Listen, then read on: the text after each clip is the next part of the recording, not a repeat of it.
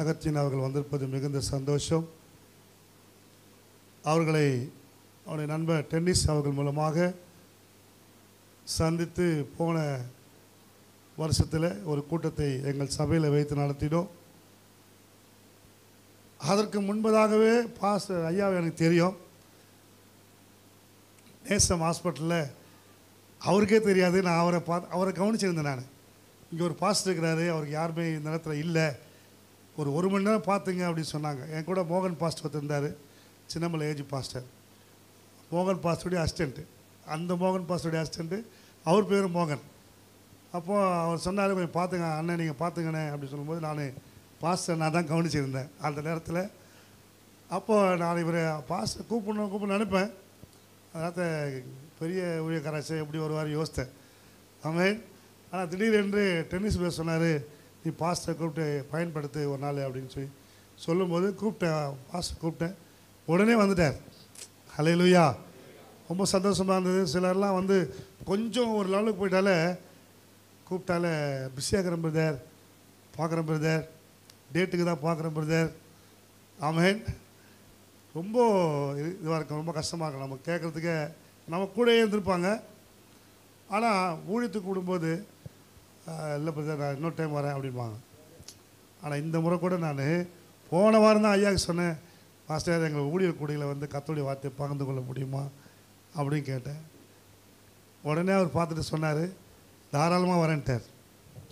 அல்லேலூயா, அல்லேலூயா.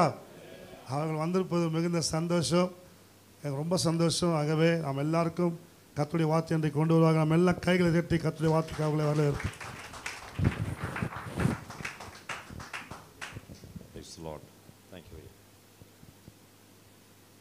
கர்த்தருடைய பரிசுத்த நாமத்துக்கு மகிமை உண்டாகட்டும். கர்த்தருடைய பரிசுத்தவான்களின் சபையில் கர்த்தருடைய வார்த்தையை பகிர்ந்து கொள்வதற்காக அழைத்த எல்லாம் வல்ல இறைவன் ஆண்டவராகிய கர்த்தருக்கு நான் நன்றி செலுத்துகிறேன். ஒரு நோக்கத்தோடு கூட இந்த கூட்டங்களை கர்த்தர் நடத்தி கொண்டிருக்கிறார். இதுபோல் ஒரு பாஸ்டர்ஸ் ஃபெலோஷிப் அமைத்து அதன் மூலமாக தேவனுடைய நாமத்தை அவர் மகிமைப்படுத்தி கொண்டிருக்கிறார். அவருடைய நாமத்துக்கு மகிமை உண்டாகட்டும். இந்த இன்னைக்கு காலையில் நான் ஒரு வீடியோ என்னுடைய மொபைலுக்கு வந்தது வாட்ஸ்அப்பில். அது என்ன அப்படின்னா, இந்து முன்னணிக்காரர் பைபிளை வாங்கி குப்பை தொட்டியில் போடுறாரு. அதை அப்படியே ஜூம் பண்ணி காட்டுறாங்க. அதில் ஏற்கனவே பைபிள் கொஞ்சம் குப்பை தொட்டியில் கிடக்கிறத பார்க்குறோம். உடனே நம்ம ஆட்கள் எல்லாம் அங்கே இது போடக்கூடியவர் யாருன்னா கிறிஸ்டியன் மீடியா ஏதோ ஒரு சேனல். உடனே இவர் கிறிஸ்தவர்கள் பெரும் அதிர்ச்சி, கொதிப்பு, கொந்தளிப்பு அப்படின்லாம் இவர் பேசுகிறாரு. ஒரு கொதிப்பு கொந்தளிப்பு ஒன்றுமே வரல. பட் அவருடைய கொந்தளிப்பை ஒட்டுமொத்த கிறிஸ்தவர்களும் கொந்தளிக்கிற மாதிரி அவர் பேசுகிறார். இருக்கும் நம்ம எல்லாருக்குமே நம்முடைய வேதம் நம்மை உயர்த்துகின்ற இந்த உலகத்துக்கு ரட்சிப்பு கொண்டு வந்த வேதம் அவமதிக்கப்படும் போது நம்முடைய மனம் கண்டிப்பாக நிச்சயமாகவே நம்முடைய மனசு வலிக்கத்தான் செய்யும். அதில் எந்த சந்தேகமும் கிடையாது. there is no doubt in that. ஆனால் அந்த மக்கள் ஏன் அப்படி குப்பையில் தூக்கி போடுற அளவுக்கு நம்மளை வெறுக்கிறதுக்கு காரணம் என்ன அப்படின்றது இன்றைக்கி காலையில் நான் யோசித்தேன். இவங்க சொல்கிற அளவுக்கு அவங்கள விட நம்ம மோசமானவங்களா? நான் யோசித்து பார்த்தேன். கிறிஸ்தவங்க வந்து இங்கே இருக்கக்கூடிய மற்றவங்களை விடவங்களாம் ரொம்ப மோசமானவங்களா? இல்லை கிறிஸ்தவங்க இந்த மண்ணுக்கு எந்த பணியும் இன்னைக்கு வரைக்கும் செஞ்சது கிடையாதா?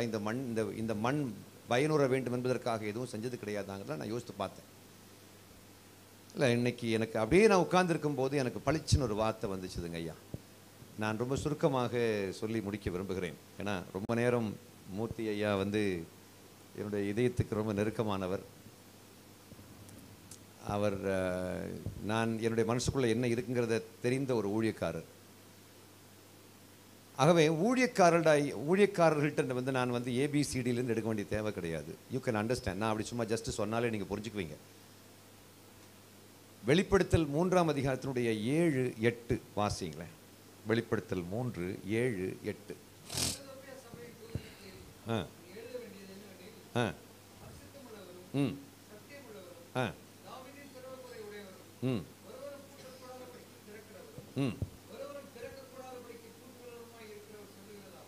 அவர் 2 வேலை செய்கிறார் பிரியமானவர்கள். தேவன் 2 வேலை செய்கிறார். ஒன்று என்னங்கய்யா? திறக்கிறார். இதில் நம்ம இதுவரைக்கும் பொதுவாக கலண்டரில் என்ன பார்த்துட்டு இருக்கிறோம்? பூட்டக்கூடாதபடிக்கு திறக்கிறவர்னு மட்டும்தான் நம்ம கலண்டரில் எல்லாம் பார்த்துட்டு இருக்கிறோம். இதோ நான் திறந்த வாசலை உனக்கு முன்பாக வைத்திருக்கிறேன் அப்படியெல்லாம் நம்ம பார்த்துருக்குறோம் ஆக்சுவலாக. ஆனால் அந்த வேலையை மட்டும்தான் அவர் செய்கிறாருன்னு நம்ம நினச்சிட்டு இருக்கிறோம். That is wrong. அந்த வசனத்தை திரும்ப வாசிங்கய்யா. ஆ ஆ ம்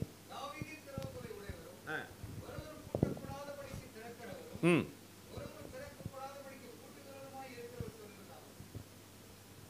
எல்லாத்தையும் அவர் தான் செய்கிறார். நம்மளை சிரிக்க வைக்கிறதும் அவர் தான், நம்மளை அழ வைக்கிறதும் அவர் தான், இல்லையா? கல்யாணம் பண்ணாமல் இருப்பது நல்லதுன்னு சொன்னதும் அவர் தான். மனிதன் தனிமையாக இருப்பது நல்லதில்லை என்று சொன்னதும் அவர் தான். நல்ல நித்திரையை யாருக்கு நித்திரை கர்த்தர் கொடுக்கிறார்? கர்த்தர் தனக்கு பிரியமானவனுக்கு நல்ல நித்திரையை கொடுக்கிறார், நல்ல நித்திரையை கொடுப்பார். ஆனால் விழித்திருந்து ஜபிக்க சொல்வதும் அவர் தான், இல்லையா? நல்ல சாப்பாடு கொடுக்கறதும் கடவுள் தான். மீதியை நீங்கள் சொல்லுங்கள். ஃபாஸ்டிங் போட சொல்கிறதும் அவர் தான். அப்போ நான் யோசித்து பார்க்குறேங்கய்யா, நல்ல கல்வியை கொடுக்கறதும் அவர் தான். அதையே தூக்கி தூர போட்டுக்கிட்டு அவருடைய பணியை செய்ய வைக்கிறதும் கர்த்தர் தான். எல்லாருடைய ஜபத்தையும் அவர் தான் கேட்குறார். திறக்கக்கூடாதபடிக்கு பூட்டுகிறவரும் அவர் தான்ங்கிற வார்த்தையை சொன்ன உடனே ஸ்ட்ரக்காகி நின்ன பிரியமானவர்களை. ஏன் அவர் பூட்ட வேண்டும்? அதைத்தான் அடுத்த வசனத்தில் வாசிக்கலாம். உன்னுடைய செயல்களை நான் அறிந்திருக்கிறேன், உனக்கு கொஞ்சோண்டு தான் நான் பெலன் கொடுத்தேன். பிலதெல்பியா சபையே, உனக்கு கொஞ்சோண்டு பெலன் கொடுத்தேன். அந்த கொஞ்சம் பெலன்ல கூட நீ என்னை மறுதலியாமல் நான் உனக்கு எழுதி கொடுத்த வசனத்தை நீ கை கொண்டபடியினாலே இதோ திறந்த வாசலை உனக்கு முன்பாக வைத்திருக்கின்றேன். இது அப்படியே இது வரைக்கும் தான் நம்ம வாசித்தோம், இல்லையா? அதை ஒருவனும் போட்டான். இதுக்கு முன்னாடி உள்ள அந்த கண்டிஷனை நம்ம வாசிக்கிறது இல்லை. எந்த கண்டிஷன்? என் வார்த்தைகள், அதை 8வது வசனம் திரும்ப வாசிங்க. ஆ ஆ ம் இதை எந்த கலண்டர்லையும் பார்க்க முடியாது பிரியமானவர்கள். எந்த கலண்டர்லையுமே நீ என் நாமத்தை மறுதலியாமல் என் வசனத்தை கை கொண்டபடியினாலே, இதெல்லாம் எந்த கலண்டர்லையும் பார்க்க முடியாது. இதோ திறந்த வாசலை உனக்கு முன்பாக வைத்திருக்கிறேன். அதை ஒரு கொம்பனும் போட்ட மாட்டான். மனசுக்குள்ள வச்சு நம்ம ஆட்கள் சந்தோஷமா கொண்டு 362 நாட்களா, ஒரு 52 நாட்கள், அது என்ன சொல்லுவாங்க, 365 நாட்கள் பார்த்து பார்த்து பார்த்து பார்த்து ரசிக்க. ஐயோ என்ன வசனம், ஒரு கொம்பனை ஒன்றும் பண்ண முடியாது. ஆனால் என்ன, நான் இப்போ கோயம்புத்தூருக்கு போயிட்டு வந்தேன். கோயம்புத்தூரில் பொத்த குடிசையில் கிடக்குறாங்க பாஸ்டர்ஸ். இந்த ஜிஐ ஷீட் இருக்குது தெரியுமா? ஜிஐ ஷீட்னா இந்த தகர டப்பா, தகர ஷீட் இருக்குது பார்த்தீங்களா? அந்த வளைஞ்சு இருக்குமே, அந்த ஷீட்டில் மேலே இது போட்டிருக்காங்க. அதில் எல்லாம் நீங்கள் ஒரு 10 மணிக்கு மேலே இருக்க முடியாது. ஆனால் 12:30 1 மணி வரைக்கும் ஆராதனை நடக்குதுன்னா அந்த ஆராதனைக்கு ஒரு வாட்டி வர்றவங்க அடுத்தது வருவாங்களா? நாம் ஏன் இவ்வளவு கஷ்டப்படுறோம் அப்படிங்கிறத நான் யோசித்து பார்த்தேன். ஆக்சுவலாக இது கடவுள் நம்மளை கைவிட்டாரா, இல்லை பிசாசு சோதிக்கிறானா, எல்லாம் நான் யோசித்து பார்ப்பேன். ஆக்சுவலாக கடவுளுக்கு தெரியாமல் பிசாசை கர்த்தர் அனுமதிப்பாரா? கடவுளுக்கு தெரியாமல் பிசாசு உள்ளே வந்துட்டான் அப்படின்னு ஒரு செகண்டு கூட அப்படி பிசாசு எதுவும் பண்ண முடியாது. இப்போ கடவுள் ஏன் அதை அனுமதிக்கிறார்? இதெல்லாம் நான் யோசித்து பார்த்தேன். இந்த 8வது வசனத்தை ஐயா திரும்ப வாசிங்க. உனக்கு நான் கொஞ்சம் பலன் கொடுத்தும் வாவ், நீ என்னுடைய நாமத்தை மறுதலிக்கவில்லை. என்னுடைய நாமத்தை மறுதலிக்கவில்லை. நான் என்கிட்ட கொஞ்ச நாளைக்கு முன்னாடி, நான் இது எதுக்காக இதை ஸ்பெசிஃபிக்காக சொல்கிறேன் அப்படின்னா, நம்ம செய்யக்கூடிய சின்ன சின்ன தவறுகள் ஆனாலும் இறைவனுடைய சன்னிதானத்தில் ஆண்டவர் ரொம்ப ரொம்ப கியூரியஸ் ஆண்டவர் பார்க்குறாரு. நம்ம சாதாரணமாக சின்ன சின்ன விஷயங்கள் தான் செய்வோம். உனக்கு கொஞ்சம் பலன் கொடுத்து நீ என்னை மறுதலிக்கலை அப்படின்னு வசனம். அது அப்படியே வைஸ் வர்சாவை வாசிங்க பாஸ்டர். அது அப்படியே ரிவர்ஸில் வாசிங்க. அதாவது அது அப்படியே வைஸ் வர்சாவை வாசிக்கிறது தான் என்னது? ஆமாம், அது எப்படி வாசிக்கிறது? உனக்கு அதிக பலன் கொடுத்தும் நீ மறுதலித்தபடியால் இந்தா கிடக்குது, அவள் தான் முடிஞ்சு போச்சு. அப்ப வாசல கடவுள் எதுக்கு பூட்டுறாரு அப்படின்னா, ஆண்டவரே இந்த வாசல்களை திறக்கும்படியாக ஜெபிக்கிறோம். இது நான் உன்னை ஜெபிக்க சொல்லவே இல்லையே. நீ ஜெபித்தபடியால் நான் வாசலை திறந்தேன் இல்லை. நம்ம என்ன நினைச்சிட்டு இருக்கோம் அப்படின்னாக்கா, உட்கார்ந்துக்கிட்டு கதறி கதறி தொண்டை கிளிகிற மாதிரி கத்தி ஹல்லேலூயா அப்படின்னு வந்து நின்னா கூட கதவு திறக்காது. நீங்க நினைக்கலாம், அப்ப ஜெபத்துக்கு வலிமை இல்லையா அப்படின்னா, உண்டு sir. I believe in prayer. இன்னைக்கு கூட நான் காலையில் ஜெபம் பண்ணிட்டு வர்றேன். ஜெபத்துக்கு வலிமை உண்டு. நான் ஜெபிக்கலைன்னா நீங்க கேட்கவே மாட்டீங்க. நீங்கள் எவ்வளவு எப்பேற்பட்ட பாஸ்டராக இருந்தாலும் நித்திரைக்குள் பிரவேசித்து விடுவீர்கள். அப்போ உங்களை நித்திரையடையாமல் பாதுகாப்பது நான் ஜெபத்தோடு வரணும். I have to be equipped for that. I have to be prepared for that. ஆனால் சபைகளை கர்த்தர் ஏன் கண்டுக்காம கிடக்கு? எங்கேயாவது ஒரு மசூதியை ஓலைக்கோட்டால பார்க்க முடியுமா பாஸ்டர்? ஆக்சுவலாக இந்த மெசேஜ் வெளியே வரணும், யூடியூப்பில் போடணும் நான் எதிர்பார்க்கவே இல்லை. ஏன்னா இது பாஸ்டர்களுக்குன்னு சொல்கிறது தயவுசெய்து யூடியூப்பில் போடாதீங்க. ஏன்னா இது எனக்கு தெரிஞ்சு இந்த இதெல்லாம் நீங்கள் யூடியூப்பில் போட்டிங்கன்னா, இது யார் எடுக்கிறது? யார் தம்பி? மூர்த்தி அண்ணன் தானே? ஆமாம். இதெல்லாம் என்னன்னா, ரொம்ப பேருக்கு ஊழியக்காரங்க பார்த்தாங்கன்னா நல்லாயிருக்கும். ஆனால் விசுவாசிகள் இதை பார்த்தாங்கன்னா, ஓஹோ ஊழியக்காரங்க இப்படி தான் இருக்காங்களோ அப்படின்ற மாதிரி ஆயிரும். ஆக்சுவலாக நம்ம பண்ணக்கூடிய நான் ஒரு ஊழியக்காரன். ஆக்சுவலி நம்ம பண்ணக்கூடிய சின்ன சின்ன சின்ன சின்ன தவறுகள் என்ன, எப்படி நாம் தேவனை மறுதலிக்கிறோம். இந்த வாசல்களை ஏன் இப்படி குடிசையில் நடக்கிறதுக்கு காரணம் என்ன? அப்போ நான் யோசித்து பார்த்தேன், ஆண்டவரே 24 மணி நேரம் ஜெபம் பண்ணுறேனேப்பா. என்ன ஜெபம் பண்ணாலும் நம்முடைய நோக்கத்தை கடவுள் பார்க்கிறார், நம்முடைய நோக்கங்களை கடவுள் பார்க்கிறார். இது எல்லாத்தையும் தேவனுடைய நாம மகிமைக்காக செய்கிறோமா அல்லது நமது புகழ்ச்சிக்காக செய்கிறோமா அப்படின்னு ஆண்டவர் மேலே உட்காந்து யோசித்து பார்ப்பார். இதெல்லாம் நம்முடைய புகழ்ச்சிக்காகவா தேவனுடைய நாம மகிமைக்காகவா அப்படின்னு ஆண்டவர் பார்ப்பார். நம்முடைய மகிமைக்காக கடவுளை மறுதலித்து கடவுளுக்கு முக்கியத்துவம் கொடுக்காம நம்முடைய மகிமைக்காக, பெருமைக்காக, மாட்சிமைக்காக, நம்முடைய புகழ்ச்சிக்காகத்தான் எதையோ ஒன்று செய்கிறோமானால் அந்த சபையை வளர்ச்சி அடைய செய்வதில் கடவுளுக்கு லாபம் இல்லை. உங்களுக்கு புரிகிற லாங்குவேஜ் நான் சொல்கிறேன். கடவுளுக்கு லாபம் இல்லாத ஒரு விஷயத்தை, கடவுளுடைய நாமம் மகிமை அடையாதுன்னு கடவுளுக்கு தெரிஞ்ச ஒரு விஷயத்தில் கடவுள் நிச்சயமாக அருள் பாலிக்க மாட்டார் அப்படின்ட்டு தான் நான் நினைக்கிறது. என்ன செய்தால் அதில் அவருக்கு லாபம் கிடைக்குமோ. பிஜேபியை அனுமதித்தா கூட அவருக்கு லாபம் இல்லைன்னா பிஜேபி இவ்வளோ தூரம் வளர விட்டுருக்க மாட்டார். அல்கொய்தா, RSS இதெல்லாம் அவருக்கு ஒரு நாள் மகிமையாக முடியும் என்பதால் தான் எல்லாரையும் கர்த்தர் அனுமதித்திருக்கிறார். பிஜேபிக்காரங்களுக்கு இந்த நாட்டில் இருக்கக்கூடிய செல்வாக்கு ஆவிக்குரிய ஊழியக்காரங்களுக்கு இல்லாமல் ஆகி போன காரணம் என்ன அப்படின்னா, ஒரு எதிரி, ஒரு தரமான எதிரி எப்படி இருக்க வேண்டுமோ அப்படி அவர்கள் இருக்கிறார்கள். ஒரு தரமான எதிரி எப்படி இருக்க வேண்டும், கடவுளுக்கு தரமான ஒரு எதிரி இருக்க வேண்டுமானால் எப்படி இருக்க வேண்டுமோ அவர்கள் அப்படி இருக்கிறார்கள். ஆனால் கடவுளுக்கு தரமான ஒரு ஊழியக்காரன் அவரோடு நான் நிற்க தகுதியானவர்களான பார்க்கும்போது இல்லை, அவன் தரமான எதிரி. இப்போ கொஞ்சம் பேர் என்ன பார்க்குறாங்க, இப்போ ஆரம்பமே இப்படி இருக்குது, நீ போவை நீ ஐயா என்ன நான் சொல்ல போகிறவரை தெரியல, ஐயா என்ன நான் சொல்ல போகிறவரை தெரியல அப்படின்னு நீ நினைக்கலாம். நான் உங்களை ரொம்ப நேசிக்கிறேன் பாஸ்டர்ஸை விடவும் இந்த உலகத்தில் எனக்கு பிடிச்சது வேறு யாருமே கிடையாது. ஏன் தெரியுமா? நான் அந்த வழியாக வந்து கொண்டிருப்பவன். எனக்கு தெரியும் அதே பாதையில் தான் நான் நகர்ந்துட்டு இருக்கேன். ஒரு கிராமத்துக்கு போனால் நம்ம புறக்கணிக்கப்படுறோம். காரணம் என்ன? அந்த கிராமத்தில் உள்ள வன்னியருங்க நம்மளை எதிர்த்தா பரவாயில்ல, அந்த கிராமத்தில் உள்ள பிராமணர்கள் நம்மளை எதிர்த்தா பரவாயில்ல, அந்த கிராமத்தில் உள்ள முதலியார்கள், செட்டியார்கள், ரெட்டியார்கள் எதிர்த்தா பரவாயில்ல, அந்த கிராமத்தில் இவர்களாலே ஒடுக்கப்படுகிறவனே நம்ம எதிர்க்கிறான்.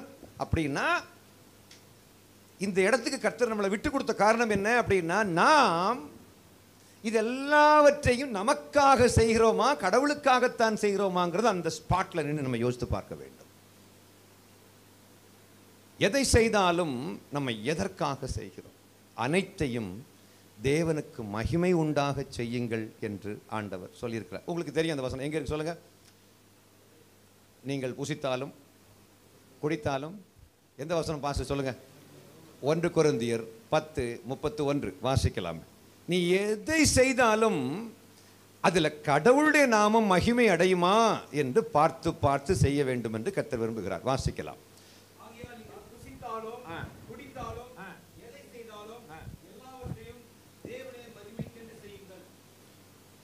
ஏங்க நான் இப்போ தண்ணி குடித்தேங்க, இது தேவனுடைய நாம மகிமைக்காக வேண்டி குடிக்கிறதுன்னா அது என்ன அர்த்தம்? அது என்ன? அது புசிக்கிறது குடிக்கிறது. இப்போ எனக்கு கூல் வாட்டர் கிடச்சிது, நான் குடிச்சாச்சு. அதுக்கு முன்னாடி அருமையான ஜார்ஜ் ஐயா வந்து எனக்கு லைம் ஜூஸ் வாங்கி கொடுத்தாரு, லெமன் ஜூஸ். ரொம்ப சந்தோஷம். இதெல்லாம் தேவனுடைய நாமத்துக்கு மகிமைக்காக செய்ய வேண்டுங்கிற வார்த்தைக்கு அர்த்தம் என்ன அப்படின்னா, அந்த இதை குடிக்கிறோம் பார்த்தீங்களா, எதுக்காக? தாகத்தை தணிப்பதற்காக. எதற்காக தாகத்தை தணிக்க விரும்புகிறாய்? நான் உசுரோடு இருக்கணும்னாக்க தாகம் தணிக்க வேண்டும். எதற்காக உசுரோடு இருக்கிறாய்? எதுக்கு வாழணும்? அதுக்கு அந்த நோக்கத்துக்காக தான் குடிப்பாயானால் அந்த குடிப்பதை கர்த்தர் அங்கீகரிப்பார். விளங்குதா உங்களுக்கு? இதுல என்ன குடிக்கல இந்த குடிக்கிறதுல ஏங்க இந்த தண்ணியை குடிக்கிறதுல என்னங்க இருக்குது? இந்த தண்ணியை குடிக்கிறதுல என்ன தேவனுடைய நாம மகிமைப்படுறது? சாப்பிட்றதுல என்ன? பிரியாணி சாப்பிட்றது, நீ என்ன வேணா சாப்பிட்ற. எதுக்காக சாப்பிட்ற? ஃபாஸ்டிங் இருக்கலாங்க. எதுக்கு ஃபாஸ்டிங் இருக்கா? சாப்பாடு இல்லாதனால ஃபாஸ்டிங் இருக்கிறேன்னா அது ஒரு பெரிய விஷயம் கிடையாது. இருந்து ஃபாஸ்டிங் இருக்கிறோம், சாப்பாடு இருக்குது. அதாவதுங்க, எனக்கு தெரிஞ்சு எத்தனையோ குடும்பங்களில் அந்த 3 வேளை சோறு இல்லாதனாலேயே உட்காந்து ப்ரேயர் பண்ணிகிட்டே இருப்பாங்க. கேட்டால் என்ன பண்ணுறீங்க? ஃபாஸ்டிங் ப்ரேயர் பண்ணுறேன் அப்படின்னு சொல்லிடுவாங்க. நான் என்ன சொல்கிறேன் அப்படின்னா, இன்னைக்கு இருக்கக்கூடிய விக்கிரகங்களுக்கு வரக்கூடிய வளர்ச்சி நமக்கு அந்த வளர்ச்சி வராது போன காரணம் என்ன? நம்ம சொல்லலாம், கடைசியில் நாம தான் சார் ஜெயிக்க போகிறோம். ஹீரோன்ற வார்த்தைக்கு அர்த்தம் என்ன? கடைசியில் ஜெயிக்கிறவன் தான் ஹீரோ. ஹீரோ தோத்து போகிற மாதிரிப்பட்ட சீனெல்லாம் வரும், ஆனால் கடைசியில் ஒருத்தன் ஜெயிப்பான் தெரியுமா, அவன் தான் ஹீரோ. இப்போ கடைசியில் ஜெயிக்க போகிறது யாருன்னாக்கா கிறிஸ்து ஜெயிப்பார். எனக்கு ஆகாயம் தமிழ்னு ஒரு சேனலில் என்னை கூப்பிட்டாங்க. அப்போ என்கிட்ட கேட்டாங்க கேள்வி, கடவுள் யார் பக்கம் நிற்கிறார் சார்? 400 பேரை கொண்டு இருக்காங்க இஸ்ரவேலர்கள், இப்படிப்பட்ட ஒரு கொடிய கடவுளை அப்படிலாம் பயங்கரமாக பேச ஆரம்பிச்சார். அப்போ நான் சொன்னேன், சார், ஆபிரகாமுக்கு கடவுள் சொன்ன வார்த்தைப்படி இஸ்ரவேல் மக்களை ஆசீர்வதிப்பேன் என்று சொன்னவர், நான் உன்னை விட்டு விலகுவதும் இல்லை, உன்னை கைவிடுவதும் இல்லை என்று சொன்னவர் நிச்சயமாக அவருடைய சந்ததியை ஆசீர்வதிப்பார். There is no doubt in that. அது சந்தேகமே கிடையாது அப்படி சொன்னேன். அவர் கொஞ்சம் இறுக்கமாக தான் இருந்தார் பார்க்குறதுக்கு. நான் எப்படியோ இஸ்லாமியர்களை சப்போர்ட் பண்ணி பேசுவேன், பாலஸ்தீனத்தை சப்போர்ட் பண்ணி பேசுவேன் அப்படின்னு சொன்னார். அப்போ நான் சொன்னேன், ஆனாலும் நான் இப்படி பேசினாலும் கிறிஸ்துவின் கண் வைத்து பார்க்கும்போது கிறிஸ்து இஸ்லாமியர்களையும் இஸ்ரவேலர்களையும் எல்லாரையும் ஒரே மாதிரி தான் பார்க்குறாரு. ஏனென்றால் இதிலே யூதன் என்றும் இல்லை, கிரேக்கர் என்றும் இல்லை, எல்லாரும் கிறிஸ்துவுக்கு முன் சமமாக இருக்கிறார் அப்படின்னு நான் சொன்னேன். கிறிஸ்துவின் பார்வை வேறு, தேவனுடைய பார்வை வேறு. தேவனுடைய பார்வை என்பது, கிறிஸ்து தேவனா தேவன், ஆனால் தேவனுக்குன்னு ஒரு நீதி இருக்குது தெரியுமா? தேவ நீதின்னு ஒரு நீதி இருக்கு பிரியமானவர்களே. அந்த நீதிப்படி அவர் கரெக்டாக இப்போ அந்த ஆபிரகாமுடைய சந்ததிக்கு செய்ய வேண்டியதெல்லாம் கரெக்டாக செஞ்சுக்கிட்டே இருப்பார். எத்தனை கிறிஸ்தவங்களை கொலை பண்ணால் தேவனுடைய நாம மகிமை அடையுமோ அந்த கொலைகள் எல்லாவற்றையும் கர்த்தர் பார்த்துக்கிட்டே தான் இருப்பார், எல்லாம் அனுமதிப்பார். ஆக்சுவலாக கிறிஸ்து கொலை செய்யப்பட்டிருக்காவிட்டால் இந்த மக்களுக்கு உள்ளால ரட்சிப்பு வந்து சேர்ந்திருக்காது அப்படின்றது கடவுளுக்கு தெரியும், எல்லாம் கடவுள் பார்த்துட்டு இருக்கிறாரு. ஆனாலும் கடைசியாக யார் ஜெயிப்பார் அப்படின்னா, மொத்த உலகமும் எங்க வந்து சேரும் அப்படின்னா, எல்லா முழங்கால்களும் கடைசியில இந்த இயேசு, உயிரை கொடுத்த இயேசுவின் நாமத்தில் இறைவனுக்கு முன் மண்டியிடும் அப்படின்னு சொன்னாங்க. இப்போ அது எல்லாத்தையும் பார்த்து நாளைக்கு சாயந்தரம் திரும்பவும் என்ன ஆகாயம் தமிழ் சேனலில் பேச கூப்பிட்ருக்காங்க. இந்த ஜாதி பற்றிய விஷயத்தை பேசுறதுக்காக திரும்பவும் கூப்பிட்ருக்காங்க. இந்த ஜாதி பற்றிய விஷயத்தை நான் அதிகமாக பேசுனாலேயே சில பாஸ்டர்ஸ் என்னை கூப்பிட்றதே விட்டு விட்டார்கள். ஏன்னா பாஸ்டர்ஸ்க்கு வந்து இது என்ன பிரதர், நேற்றுக்கு போன வெள்ளி சனி ஞாயிறு 3 நாள் ஒவ்வொரு வாரமும் கூட்டங்களுக்கு போயிட்டுருக்கிறேன். வெள்ளி சனி ஞாயிறு வந்து போன கோயம்புத்தூர் சிஎஸ்ஐ சபை, அந்த சபையில் 90% மக்களும் இல்லை 80% மக்களும் தாழ்த்தப்பட்டவர்கள், மீதி எல்லாம் கொஞ்சம் பேர் நாடார்கள் அப்படின்னு தங்களை அழைத்துக் கொள்ளக்கூடியவர்கள் இருக்கிறார்கள். நாடார்கள் இருக்கிறார்கள் சொல்ல முடியாது, நாடார்கள் என்று தங்களை அழைத்துக் கொள்ளக்கூடியவர்கள் அங்கே இருக்கிறார்கள். என்னுடைய பார்வையில் நாடார் பறையர் நாங்கள் ஒன்றும் கிடையாது, எல்லாரும் கர்த்தருக்கு முன்னாடி சமமாக தான் இருக்கிறோம். அப்போ அவர் போகிறதுக்கு முன்னாடி சொல்கிறார், பிரதர் இந்த வார்த்தையெல்லாம் கொஞ்சம் கவனமாக பார்த்து யூஸ் பண்ணுங்க. ஐயா, இது எனக்குன்னு கொடுக்கப்பட்ட ஊழியம், நீங்கள் கவலைப்படாத, உங்களுடைய நாற்காலிக்கு எந்த பிரச்சனையும் வராதபடிக்கு நான் பார்த்துக்கொள்கிறேன், கவலைப்பட வேண்டாம் அப்படி சொல்கிறேன். இப்போ அவர் கவலைப்படுறது எதுக்காக கவலைப்படுறாரு?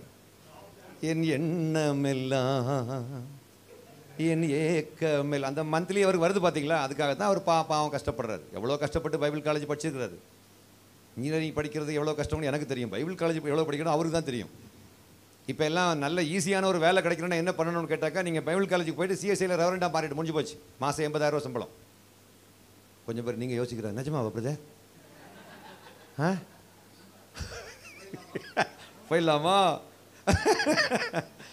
ஆமாம், இப்போ கோயம்புத்தூர் டயசிஸ் நல்ல சம்பளம்.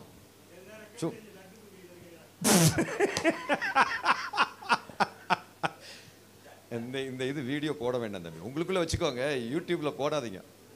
நான் மூர்த்தி வேணா.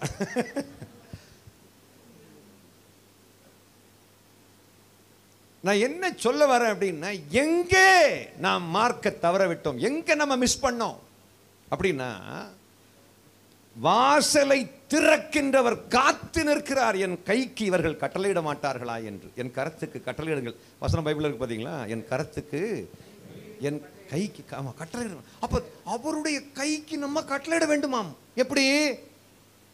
அவரை அவர் எவ்வளவு பவர் நம்ம கொடுத்துருக்காரு, எவ்வளவு ஐஸ்வர்யங்கள், சம்பத்துகள், எவ்வளவு சபை, அது எல்லாத்தையும் கொடுத்துக்கிட்டு சொல்றாரு, நீ எனக்காக என்னை சார்ந்தவன் தான் என்று எல்லா இடத்திலும் அறிக்கை இடுவாயா அப்படின்னா, சந்தர்ப்பவாதிகளா சில அப்படி நைஸா நழுகி போயிடுவோம். சில இடங்கள்ல என்கிட்ட ஒரு ஆள் கேட்டாரு, ஜாதியை ஒழிக்கிறத பற்றி நீங்க கிறிஸ்தவத்தில் பேசுறீங்களே. ஒரு ஆள் இல்லை, 2-3 பேர் கேட்டாங்க. அது பல வெளிநாடுகள் இதெல்லாம் கேட்டாங்க. அவங்க கிறிஸ்தவங்க கிடையாது. அவங்க என்கிட்ட கேட்டாங்க, Agathiyan sir, you are the right person in the wrong religion அப்படின்றாரு. அதுக்கு வார்த்தைக்கு அர்த்தம் என்ன தம்பி? ஜார்ஜ் சொல்லுங்க George. You are the right person in the wrong religion அப்படின்னு அதுக்கு மீனிங் என்ன?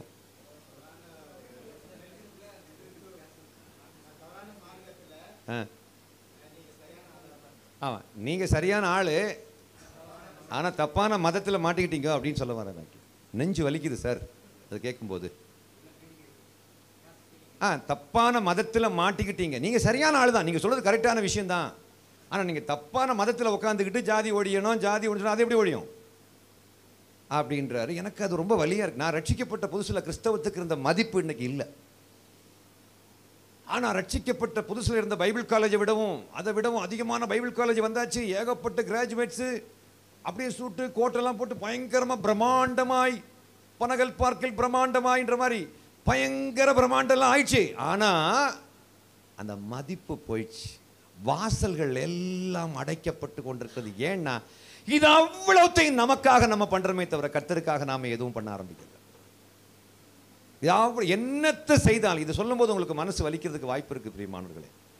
ஒரு கடவுள் இல்லைன்ற கொள்கை உள்ள ஒரு ஆள்கிட்ட நான் கேட்குறேன், சார் உங்களால் மட்டும் எப்படி சார் ஜாதி பார்க்காம கல்யாணம் பண்ண முடியுது அப்படின்னு சொன்னதுக்கு அவர் என்கிட்ட ரொம்ப பவ்யமாக, ரொம்ப ஸ்மூத்தாக, பவ்யமாக, ரொம்ப ஸ்மார்ட்டாக, ரொம்ப அழகான வார்த்தையில் சொல்கிறார். எனக்கு அது வலிச்சுது, எனக்கு அந்த வார்த்தை ரொம்ப வலிச்சுது. ஆனால் அவர் சொல்லும்போது எவ்வளவு தூரம் அது எனக்குள்ள அது அது ஒரு வலியை உருவாக்குதுங்கிறது அவருக்கு தெரியாது. ஆனால் அவருடைய பார்வையில் அழகாக சொன்னார்.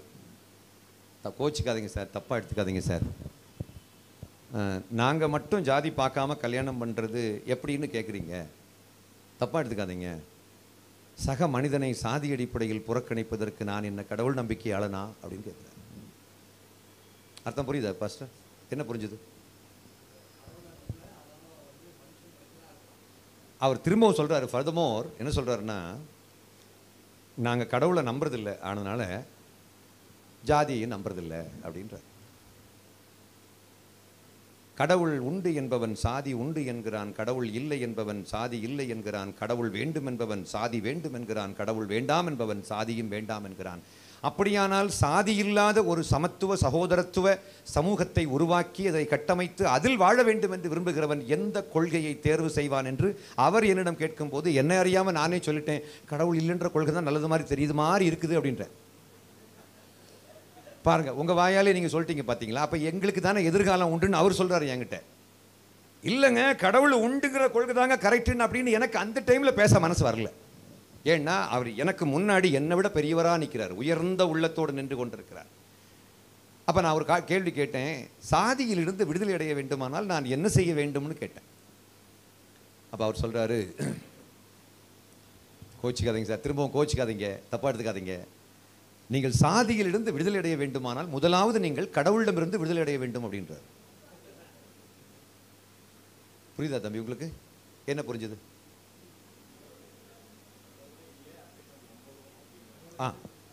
நீ கடவுள் உண்டு கடவுள் உண்டுன்னு சொல்றது வரைக்கும் ஜாதி உண்டுன்னு தான் சொல்லுவேன். நீ கடவுள் இல்லை கடவுள் இல்லைன்னு சொல்ல அடுத்த நிமிஷம் உனக்கு ஜாதிக்கு சம்பந்தமே இல்லை. எல்லா மனுஷனும் உனக்கு முன்னாடி உன் சகோதரமா தெரிவான். எத்தனை நாள் வரைக்கும் நீ கடவுளை கும்பிடுறியோ அன்னைக்கு வரைக்கும் நீ சாதியை வேற வழி இல்லாமல் கும்பிட்டு தான் ஆகணும்னு சொல்றாரு. பதன்னு பதைக்குது மனசு, நெஞ்சு, ஹார்ட் பக்கு பக்கு, ஏற்கனவே பக்கு பக்குன்னு அடிக்குது. என்னது? அதாவது நீங்கள் நினைக்கலாம், இப்போ நீங்கள் நினைக்கலாம், ஐயா இதெல்லாம் நமக்கு இப்போ பாஸ்டர்ஸ் ஃபெலோஷிப்பில் தேவையா? இதுதாங்க தேவை. எத்தனை காலம் இந்த பாஸ்டர்ஸ் ஃபெலோஷிப் வரும்னு நினைக்கிறீங்க? உங்கள் சபையில் விசுவாசிகள் வர்ற வரைக்கும் தானே நீங்கள் பாஸ்டராக இருக்க போகிறீங்க. உங்கள் சபையில் விசுவாசிகள் வர்ற வரைக்கும் தானே சார் நீங்கள் பாஸ்டராக இருக்க போகிறீங்க. இல்லைன்னா வீட்டில் உட்காந்து அப்புறம் சுவிசேஷ ஊழியத்துக்கு போடுவீங்க. அப்புறம் அங்கே போன அடி வாங்கினா திரும்ப வீட்டில் உட்காந்துட்டு வேற ஏதாவது வேலைக்கு போயிட்டு அப்படி சொல்லிட்டு ஹalleluya ஹalleluya அப்படி வீட்டில் உட்காந்து பாடிட்டு இருப்போம். அவ்வளோதான், முடிஞ்சு போச்சு. லண்டனில் 423 பேராலயங்கள் மசூதிகளாக மாற்றப்பட்டுள்ளன அப்படின்னு எனக்கு ஒரு நெட்டில் தகவல் வந்துச்சு. இது உண்மையான விசாரிக்கிறதுக்கு லண்டனில் உள்ள அநேக என்னுடைய நண்பர்கள்ட்ட விசாரிக்கும் போது தட் இஸ் ட்ரூ. ஏகப்பட்ட சபைகள், ஐரோப்பாவை பொறுத்தவரையில் அநேக சபைகள் இஸ்லாத்துக்கு, டிஸ்கோத்தேக் கிளப்புக்கு, இந்து கோயிலுக்கு, குருதுவார்களுக்கு, இந்த சீக்கியர்களுடைய குருதுவாருக்கு வித்துட்டாங்க. நான் கேட்குற சிம்பிள் கேள்வி என்னன்னா, ஏன் பிந்தினோர் முந்த கடவுள் ஏன் விட்டார்? ஒரு கேள்வி. நாம் அற்புதம் செய்து நமக்கு இப்போ நம்ம சர்ச்சில் ஒரு அற்புதம் நடந்த உடனே, இப்போ 4 மாவடியில் ஒரு ஆள் அற்புதம் நடந்துச்சுதுன்னு சொன்ன உடனே நம்ம உடனே ஓடி போயிட்டு அவரை சாட்சி சொல்ல வைக்கிறோம். சாட்சி சொன்ன உடனே கீழே இறங்கி வந்த உடனே, பிரதர் இயேசு தான் கடவுள், வேற யாரையும் நீங்கள் கடவுளாக நம்பக்கூடாது, ஏன்னா இயேசு தான் அற்புதம் பண்ணுகிறவர், அற்புதம் செய்வார் அற்புதம் செய்வார் அற்புதம் செய்வாரே, இப்படி பாட்டெல்லாம் பாடி அவங்கள நம்ம ஆண்டவருக்குள்ளே கொண்டு வந்து ஆண்டவர் தான் கடவுள் நம்ப வச்சுருவோம். நான் பாஸ்டர்ஸ் கிட்ட ஒரு கேள்வி கேட்குறேன். இதே மாதிரி ஒரு அற்புதத்தை ஒரு கிறிஸ்தவர், ஒரு பேர் கிறிஸ்தவர் அப்படியே மேல்மருவத்தூருக்கு போயிட்டு, குழந்தை இல்லாத ஒரு ஆள் மேல்மருவத்தூருக்கு போயிட்டு அவங்க ஏதோ ஒன்று கொடுக்க அதை சாப்பிட அடுத்த மாதமே அவங்க வீட்டம்மாவுக்கு குழந்தை நிற்குமானால், அதுக்கு பிறகு அவர் ஆதிபராசக்தியை கடவுளாக வணங்குவதை தவறு என்று நாம் சொல்வதற்கு நியாயம் இருக்கிறதான்னு கேட்குறேன். அமைதியின் வடிவமாகிவிட்டது. நிலைமை கம்ப்ளீட்டாக அமைதி ஆயிடுச்சு பாருங்களேன். நான் கேட்குற கேள்விக்கு அர்த்தம் புரியுதா உங்களுக்கு? ஃபர்ஸ்ட் புரியுதா உங்களுக்கு? என்ன புரிஞ்சுது?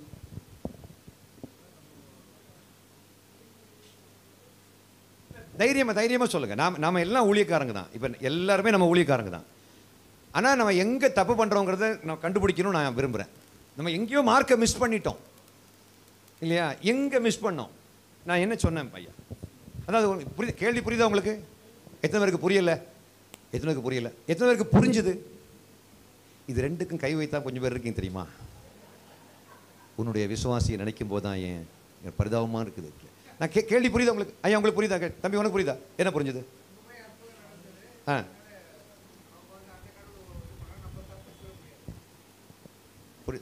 தம்பி உனக்கு புரியுதா உங்களுக்கு? என்ன புரிஞ்சுது?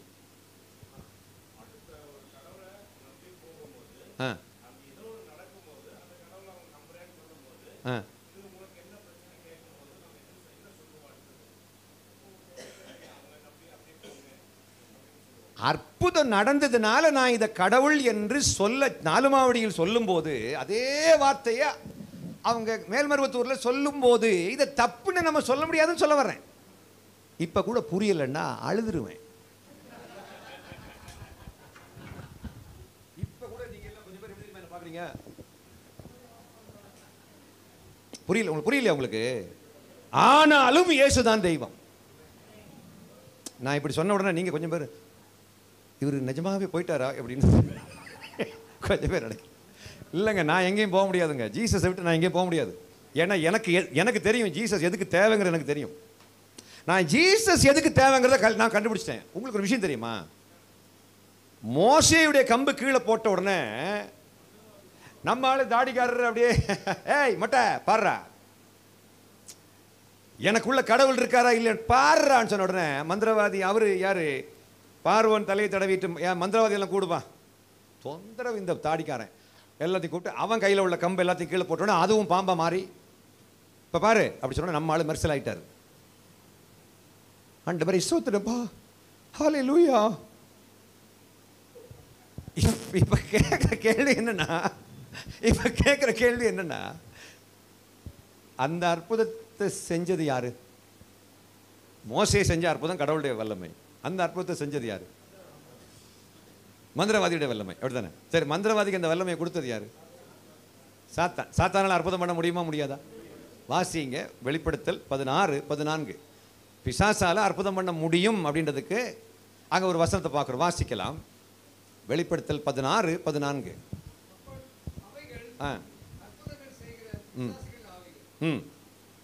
ஆனா போதும்ண்ணா. அவைகள் என்ன ஆவிகள்? இப்போ பாஸ்டர், உங்கள் பேர் என்ன பாஸ்டர்? Victor pastor. பாஸ்டர், உங்கள்ட்ட ஒரு கேள்வி கேட்குறேன் பாஸ்டர். பிசாசுக்கு அற்புதம் பண்ணக்கூடிய வலிமை எங்கிருந்து வந்தது? யார் கொடுத்தது? யாரு? தேவன் தானே கொடுத்தாரு. பிசாசுக்கு அற்புதம் பண்ணுற வலிமையை கொடுக்காம இருந்திருந்தா மக்களை இயேசுட்ட கூட்டிகிட்டு வர்றது ஈஸியா, இல்லை கொடுத்தா மக்களை இயேசுட்ட கூட்டிகிட்டு வர்றது ஈஸியா?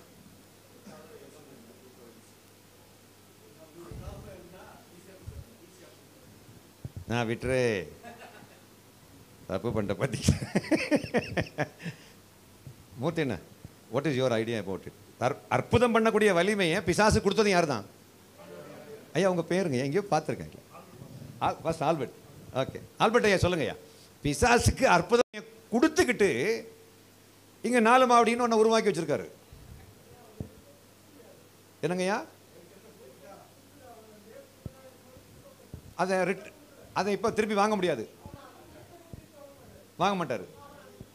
அப்போ நான் கேட்குறேன், ஊழியக்காரன் பின்வாங்கி போனதுக்கு பிறகு கொஞ்ச நாளைக்கு அற்புதம் நடக்கும், அதுக்கு பிறகு அற்புதமே நடக்கல, ஏன் திரும்பி வாங்கிட்டு இருக்காருன்னு என்ன?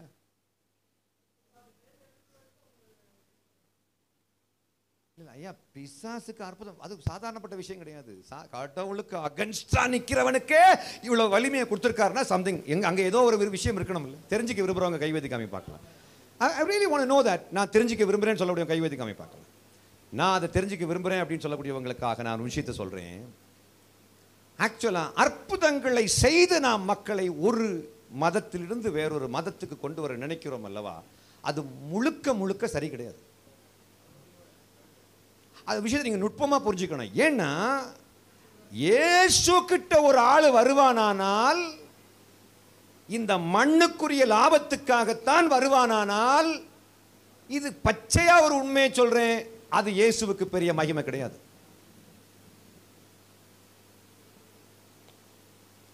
நம்முடைய வீட்டம்மா இருக்காங்க, இப்போ பாஸ்டர்ஸ்க்கு வீட்டம்மா இருக்காங்க. இப்போ எனக்கு ஒரு மனைவியும் 2 பிள்ளைகளும் உண்டு. அப்போ நான் ஏதோ ஒரு நல்ல ஒரு சமையல் வைக்கணும்னோ, நான் ஏதோ ஒரு என்னுடைய தேவைகளை சந்திக்கிறதுக்காக என்னுடைய மனைவி கிட்ட ஒரு விஷயத்தை நான் எதிர்பார்க்குறேன் அப்படின்னா, நான் என்னுடைய மனைவிக்கு செய்ய போகக்கூடிய அல்லது என்னுடைய பிள்ளைகளுக்கு செய்ய போகிற ஒரு நன்மையை எதிர்பார்த்து அவர்கள் இந்த விஷயத்தை எனக்கு செய்வார்களானால், அந்த பிள்ளைகள் மூலமாக எனக்கு ஒன்றும் பெரிய மகிமை கிடையாது.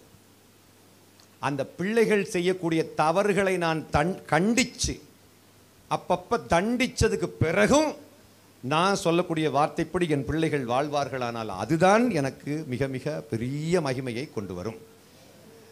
நான் கொடுப்பேன், அதனால் வேறு வழி இல்லாமல் ஐ லவ் யூ சொல்லுது, அதில் அர்த்தமே கிடையாது. இப்போது நீங்கள் அற்புதங்களை செய்து மக்களை மதமாற்றம் செய்து இந்த பக்கம் கொண்டு வரணும் அப்படின்னு நம்ம நினைக்கிறோம் பார்த்தீங்களா, இது முழுக்க முழுக்க தவறல்ல, முழுக்க முழுக்க சரியும் அல்ல. ஏன்னா அற்புதங்கள் என்று சொல்வது இந்த மண்ணுக்குரிய லாபங்கள்.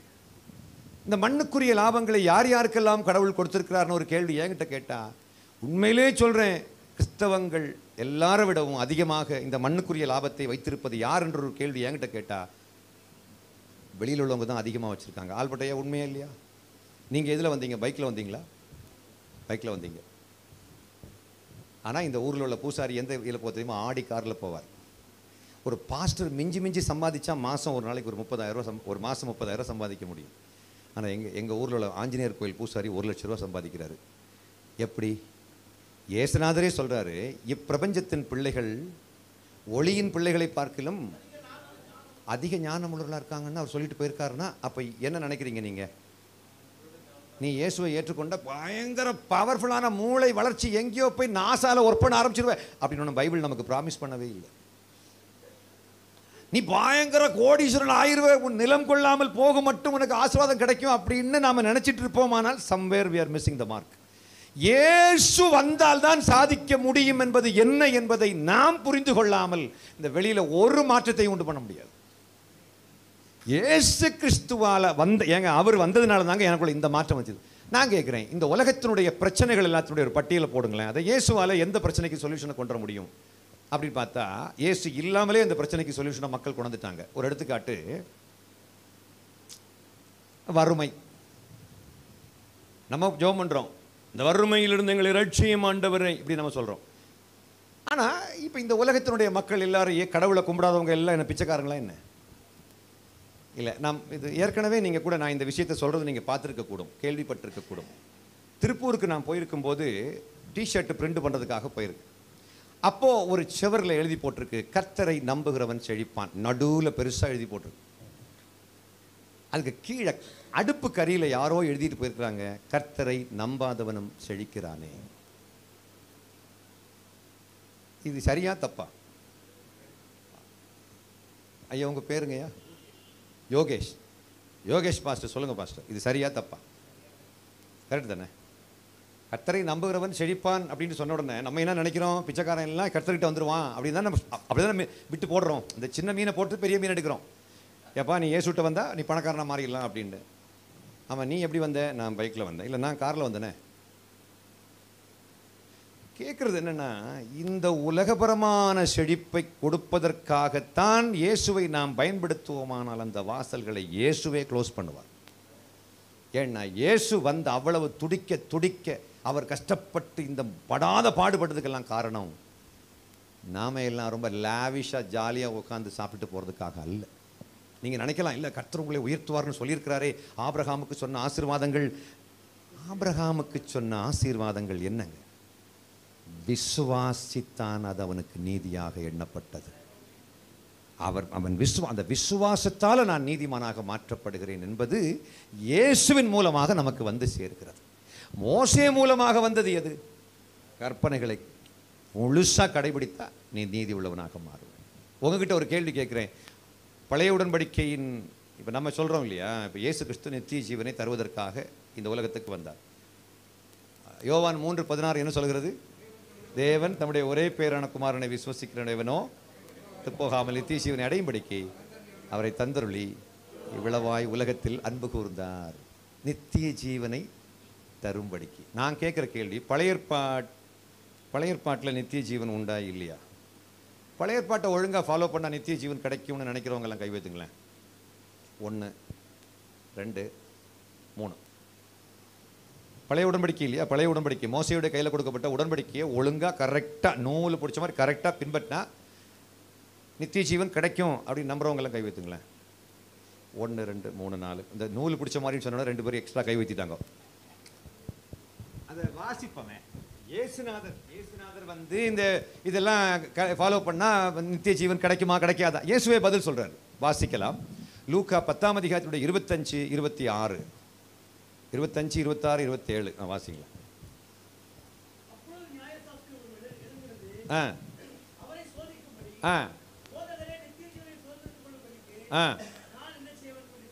இது சம்பவம் நடக்கிறது புதிய உடன்படிக்கை நாட்களிலா பழைய உடன்படிக்கை நாட்களிலா?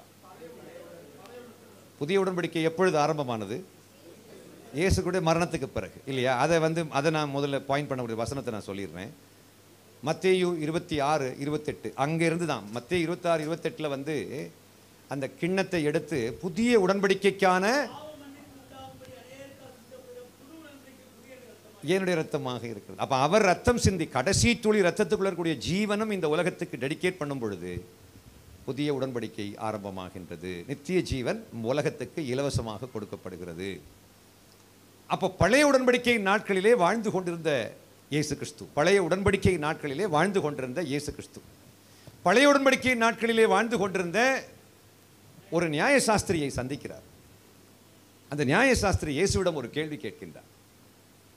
ஐயா, நித்திய ஜீவனை சுதந்திரிக்க வேண்டுமானால் நான் என்ன செய்ய வேண்டும் கேட்ட உடனே அவர் இயேசு பெருமான் என்ன பதில் சொல்கிறார்? வாசிக்கலாம்.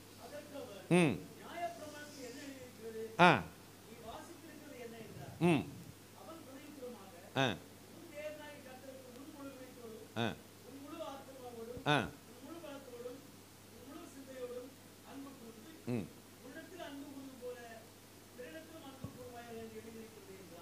இயேசு என்ன சொல்லியிருக்கணும்? இயேசு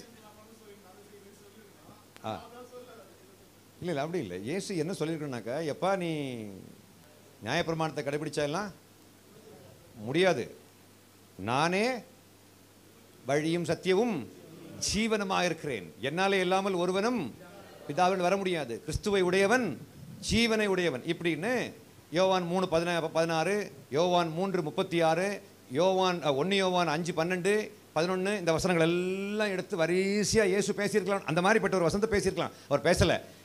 உன் பைபிள் என்ன சொல்லுது அப்படின்னு பழைய உடன்படிக்கையை மட்டும் கையில் வச்சிருக்கக்கூடிய அந்த நியாயப்பிரமாணிகிட்ட நியாயசாஸ்திரிகிட்ட கேட்கும்போது நியாயசாஸ்திரி சொல்ல வார்த்தை என்னன்னா, எல்லாவற்றுக்கும் மேலாக கடவுளை நீ நேசிக்க வேண்டும், அப்புறம் தன்னைத்தான் நேசிப்பது போல பிறரை நேசிக்க வேண்டும். இப்படி சொன்ன உடனே இயேசு நீ தப்பாக பேசிட்ட அப்படின்னு அவர் சொல்லவே இல்லை. வாசிக்கலாம், தொடர்ந்து வாசிக்கலாம்.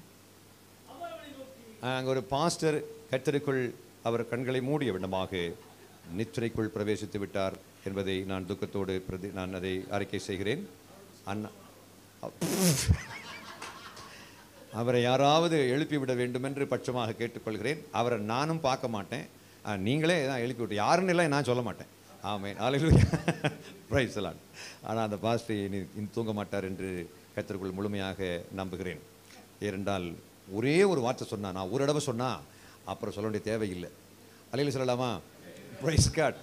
வாசிக்கலாம். கரெக்டாக நீ சொன்னாய், கரெக்டாக சொன்னாய், நிதானமாய் உத்தரவு சொன்னாய், அப்படியே செய், அப்பொழுது நீ பிழைப்பாய்.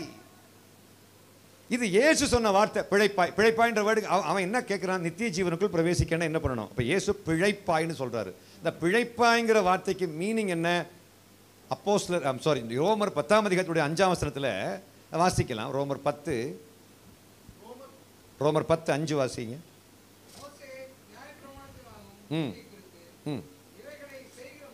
நியாயப்பிரமாணத்தினாலாகும் நீதியை குறித்து இவைகளை செய்கிற மனுஷன் இதன்படி நீ செய்வாயானால் பிழைப்பாய் என்று வேதாகமம் சொல்கின்றது. நீ இதுபடி நான் செஞ்சிட்டேன்னா நீ பிழைப்பான்னு சொல்ல. சரி, இது பவுல் சொல்றாருல்ல, இது மோசே சொன்னாரா அப்படின்னா லேவியராகமம் 26ஆம் அதிகாரத்தினுடைய 46வது வசனத்தை வாசிக்க கேட்போம். 46.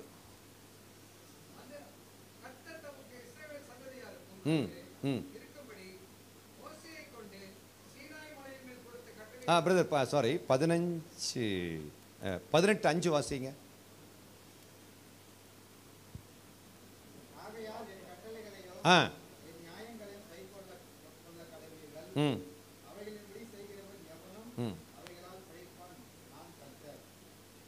இது மோசையும் சொல்லிட்டாரு, இயேசுவும் சொல்லிட்டாரு, பவுலும் சொல்லிட்டாரு, நானும் சொல்றேன்.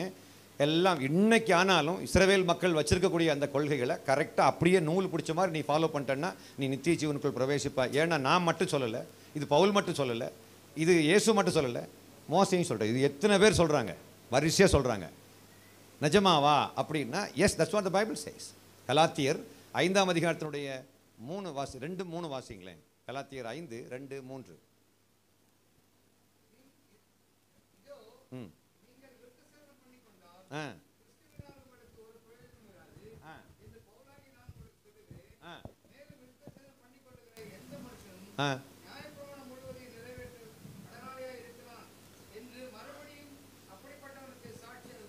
இங்க 2 ட்ராக் இருக்கிறத கண்டுபிடிக்கிறீங்களா?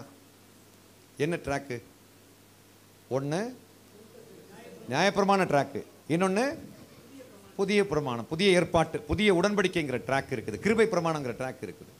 அப்போ இந்த பழைய உடன்படிக்கையில் நீ வர்றேன்னா அதுக்கு கடவுள் அவர் ஒரு வார்த்தை கூட தப்புன்னு சொல்லவே இல்லை. அது நீ அது பின்பற்றக்கூட சொல்லவே இல்லை. நீ அதன்படி செய் பிழைப்பான்னு சொல்லிட்டு போயிட்டார், அந்த ஸ்பாட்டை விட்டு போயிட்டார். லூக்கா 10 இல்லை நீ என்ன பின்பற்றி தான் ஆகணும், நீ என்கிட்ட வந்தால் தான் நீ ஒன்றும் சொல்லவே இல்லை. ஒரு அம்மா என்கிட்ட சொன்னாங்க, ஐயா எனக்கு தெரிஞ்சு நான் எந்த தப்பும் பண்ணது கிடையாது. ஃபோனில் சொல்கிறாங்க, எனக்கு தெரிஞ்சு நான் எந்த தப்பும் பண்ணது கிடையாது, எனக்கு நான் பாவமே செய்யலை, இது வரைக்கும் செஞ்சது கிடையாது, எனக்கு பாவ மன்னிப்பு தேவையில்லையே, அப்படியெல்லாம் எனக்கு இயேசுநாதர் தேவையில்லையே, நான் எதுக்கு இயேசுவை கும்பிடணும் அப்படின்னு சொன்னாங்க. அப்போ உடனே நம்ம என்ன சொல்லியிருப்போம்? இல்லைம்மா நீ நரகத்துக்கு போய் விட்டு பாய் அப்படி சொல்லு. நம்ம அப்படி நான் சொல்லலை. நான் என்ன சொன்னேன், ஆமாம்மா உங்களுக்கு நீங்கள் ஒரு குற்றமும் இது வரைக்கும் செஞ்சதில்லைன்னு உங்கள் மனசாட்சி சொல்லுதுன்னா உங்களுக்கு இயேசு தேவை கிடையாது அப்படி சொன்னேன். இல்லையா நீங்கள் பாஸ்டருங்க எல்லாம் தப்பு நீங்கள் சொல்கிறதுக்கு ஆப்போசிட்டாக சொல்கிறாங்க. இயேசு இல்லைன்னா நீங்கள் நரகத்துக்கு போயிடுவீங்கன்னு சொல்கிறாங்க. தப்புமா. அப்படி ஒரு குற்றம் கூட செய்யாதவனுக்கு இயேசு தேவையில்லை. ஏன்னா இயேசு யாரை தேடி வந்தார் தெரியுமா? அவர் யாரை தேடி வரல, அதை நல்லா புரிஞ்சுக்கணும். அவர் யாரை தேடி வரவில்லை, அதை நம்ம சொல்ல புரிஞ்சுக்கணும் பாஸ்டர். தயவுசெய்து நீங்கள் தயவுசெய்து உள்ள மனசுக்குள்ளே ஏற்றிக்கோங்க. யாரை தேடி வரவில்லை, தன்னை நீதிமான் என்று நினைத்து கொண்டிருக்கிறவர்களை தேடி வரவில்லை. தன்னை நீதிமான் என்று காட்டுவதற்காக எனக்கு பிறன் யார் அப்படி கேட்குறேன் பார்த்தீங்களா? அவங்ககிட்ட ரொம்ப ஆண்டவர் பேசவே இல்லை. நீ நீதிமான் நினைக்கிறியா, தோ புக்கு ஃபாலோ பண்ண முடிஞ்சு போச்சு. பழைய உடம்படிக்கை கையில் கொடுத்துட்டு இதை ஃபாலோ பண்ணு.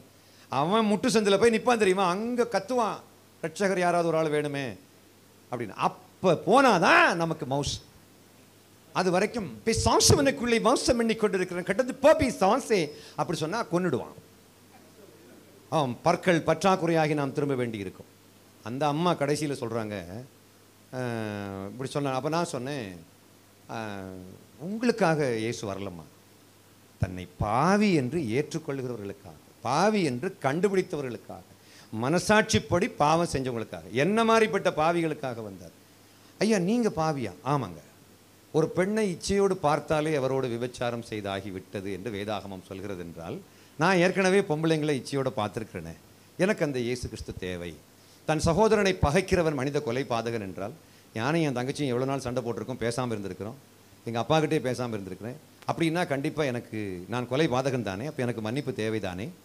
அடுத்தது தன் சகோதரனை வீணனே என்று சொல்கிறவன் எரிநரகத்துக்கு பாத்திரவான்னு போட்டிருக்குது. இப்படிலாம் பார்க்கும்போது கண்டிப்பாக நான் பாவம் செய்தவன் தானே இல்லையா? பார்த்தாலே தப்பு நடந்து போச்சுன்ற அளவுக்கு அப்போ யாருங்க இருக்கணும்னு சொன்னேன். அதனால் உங்களுக்கு நீங்கள் இதில் ஒரு குற்றம் கூட செய்யலம்மா, ஒரு குற்றம் கூட நீங்கள் செஞ்சது கிடையாது. திரும்பவும் சொல்கிறேன், திரும்ப திரும்ப நான் சொல்கிறேன், நீங்கள் நீதிமான். உங்களுக்காக இயேசு வரவே இல்லை, எனக்காக இயேசு வந்தார். ஏன்னா நான் பாவம் செஞ்சவன், நீங்கள் பாவம் செய்யலை. ஐயா இந்த என்ன பண்ணணும் ஐயா, இந்த பாவ மன்னிப்பு பெற்றுக்கொள்றதுக்கு என்ன பண்ணணும் ஐயா அப்படின்னு கேட்டு, இல்லைம்மா உங்களுக்காக இயேசு வரல. நான் திரும்ப திரும்ப சொல்கிறேன், தன்னை பாவி என்று ஏற்றுக்கொள்கிறவனுக்கு மட்டும் உரியவர் ஆண்டவராகிய இயேசு கிறிஸ்து. வருத்தப்பட்டு பாரம் சுமக்கிறவர்களே எல்லோரும் என்னிடத்தில் வாருங்கள் சொல்றாரு. எல்லோரும் இல்லை, இது அநேகருக்காக சிந்தப்படுகிற ரத்தம், எல்லோருக்காகவும் சிந்தப்படுகிற ரத்தம் தான். ஆனால் அநேகருக்காக என்ற வார்த்தையை அவர் பயன்படுத்துகிறார். அது ஏன் அது பிரயோகிக்கிறார் அப்படின்னா, இது ரொம்ப பேர் இதில் வருவாங்க, ஆனால் ரொம்ப பேர் சுய நீதியின் சார்ந்து வருவார்கள். அந்த ட்ராக்கையும் கர்த்தர் ஓப்பன் பண்ணி வச்சிருக்கிறாரு. அது நுட்பமாக புரிஞ்சுக்கணும். ஏன் தெரியுமா? இந்த கிருபை ட்ராக்கை கர்த்தர் ஓப்பன் பண்ண காரணம் என்ன அப்படின்னா, இந்த நியாயப்பிரமாண ட்ராக்குக்காரங்கிட்ட எதிர்பார்க்காத ஒரு விஷயத்தை கிருபை ட்ராக்குக்காரங்கிட்ட கர்த்தர் எதிர்பார்க்கிறார். என்னது? நியாயப்பிரமாண ட்ராக்குக்காரன் அவனுக்கு எதிராக எவனா ஒருத்தன் அந்த பேசிட்டான், திட்டான், அவனை தீங்கு இழைத்து விட்டால் திரும்ப பழி வாங்கலாம். காலுக்கு கால், மூக்குக்கு மூக்கு, கல்லுக்கு ஆமாம், காதுக்கு கால், விரலுக்கு விரல், மூக்கு. ஆனால் கிருபை பிரமாணத்தை கர்த்தர் எவ்வளவு அனந்த ஞான மூர்த்தி நம்முடைய தேவன், எவ்வளவு அனந்த ஞான மூர்த்தி போகிறான். கிருபை ட்ராக்கை தனியாக கொண்டு வந்து நிறுத்துறாரு. எப்படி நிறுத்திட்டு, உன்னுடைய நீதிப்படி நீ நீதிமான் அல்லன்னு உன் மனசாட்சிப்படி தெரிஞ்சுக்கிட்டேன்னாக்கா என்கிட்ட வா, நான் உன்னை மன்னிக்கிறேன். ஆனால் கண்டிஷன், நான் உன்னை மன்னிச்சா நீ மன்னிக்கணும். இது அந்த ட்ராக் இல்லை. இப்போ நீங்கள் ஒரு யூதன் யெகோவா தேவனை விட்டு வேற கடவுளை வணங்க போனால் அவனுக்கு என்ன பனிஷ்மெண்ட்னு நினைக்கிறீங்க? அதுக்கு முன்னாடி நான் சொல்கிறேன், பொதுவாக இப்போ மலேசியாவை பொறுத்தவரையில் வால் போஸ்டரில் கிறிஸ்தவ வால் போஸ்டர் ஒட்டினால் எக்ஸப்ட் முஸ்லீம்ஸ்னு எழுதியாக வேண்டும். Because Malaysia is a Muslim country, it's an Islamic country. அதில் ஒரு வால் போஸ்டர் ஒட்டுனா என்ன எழுதணும்? முஸ்லீம்களை தவிர அப்படின்னு பிராக்கெட்டில் பெருசாக போடணும், கீழே போட்டாகணும். ஏன் அப்படி போடலைன்னா முஸ்லீம்கள் அந்த கூட்டத்துக்கு போய் மாறிட்டாங்கன்னா அங்கே பெரும் பிரச்சனை உருவாகிடும். இன்னும் சொல்லப்போனால் மலேசியா நாட்டிலே இஸ்லாத்திலிருந்து கிறிஸ்தவத்தை ஏற்றுக்கொண்டவர்கள் ரொம்ப பேர் அப்படியே மறைஞ்சிட்டாங்க. அதாவது அவங்கள கடலில் கொண்டு போட்டு அவங்க இருக்கிறாங்களா இல்லையா ஒன்றுமே கிடையாது. அதை கன்வெர்ட் பண்ணினவங்களும் இருக்க மாட்டாங்க, மாற்றினவனும் இருக்க மாட்டான், மாறினவனும் இருக்க மாட்டான். அட்ரஸே கிடையாது. அவங்க இருக்கிறாங்களா இல்லையா, அவங்க மொபைல் ஃபோனு, அவங்க ஒன்றுமே இருக்காது, போட்டுருவாங்க. நான் உங்ககிட்ட ஒரு கேள்வி கேட்குறேன். ஒரு யூதன் யூதத்தை விட்டு வேறு மதத்துக்கு போனால் அவருக்கு என்ன பனிஷ்மெண்ட் நீங்கள் நினைக்கிறீங்க? யூதத்தை விட்டு வேற ஒரு ஆள் வேற மதத்துக்கு போனால் அவர்கள் கொலை செய்யப்பட வேண்டும்னு ஒரு சட்டம் பைபிளில் இருக்குதுன்னு நினைக்கிறீங்களா? இருக்குன்னு நினைக்கிறீங்களா? அமைதியின் வடிவமாகிவிட்டீர்கள். அப்போ அப்படி ஒரு சட்டம் இருக்குது. யாத்திராகமம் 22:20 வாசிங்க.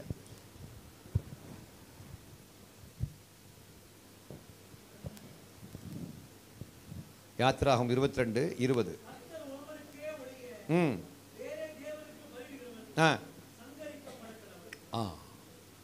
இப்போ நம்ம இஸ்லாமியர்களை வந்து என்ன யாருன்னு சொல்கிறோம்? அவன் தீவிரவாதி சார் அப்படின்னு சொல்கிறோம் இல்லையா? நான் சொல்கிறேன், ஏங்க யெகோவாவை விட்டுட்டு இயேசுநாதரை வணங்க வந்துட்டாரு, அப்போ என்னங்க கொலை செய்யப்பட வேண்டும். அப்படி தான் யெகோவாவுக்கும் இயேசுவுக்கும் உள்ள ரிலேஷன்ஷிப்பு தெரியாமலேயே ஸ்தேவான் கொலை செய்யப்பட்டார். இந்த யூதர்களுக்கு ரிலேஷன்ஷிப்பு தெரியல, இயேசுவுக்கும் இந்த யெகோவாவுக்கு என்ன சம்பந்தம், பிதாவுக்கும் குமாரனுக்கும் பரிசுத்தாவிக்குள்ள உறவு என்ன தெரியாமலேயே ஸ்தேவானை கொன்னுட்டாங்க.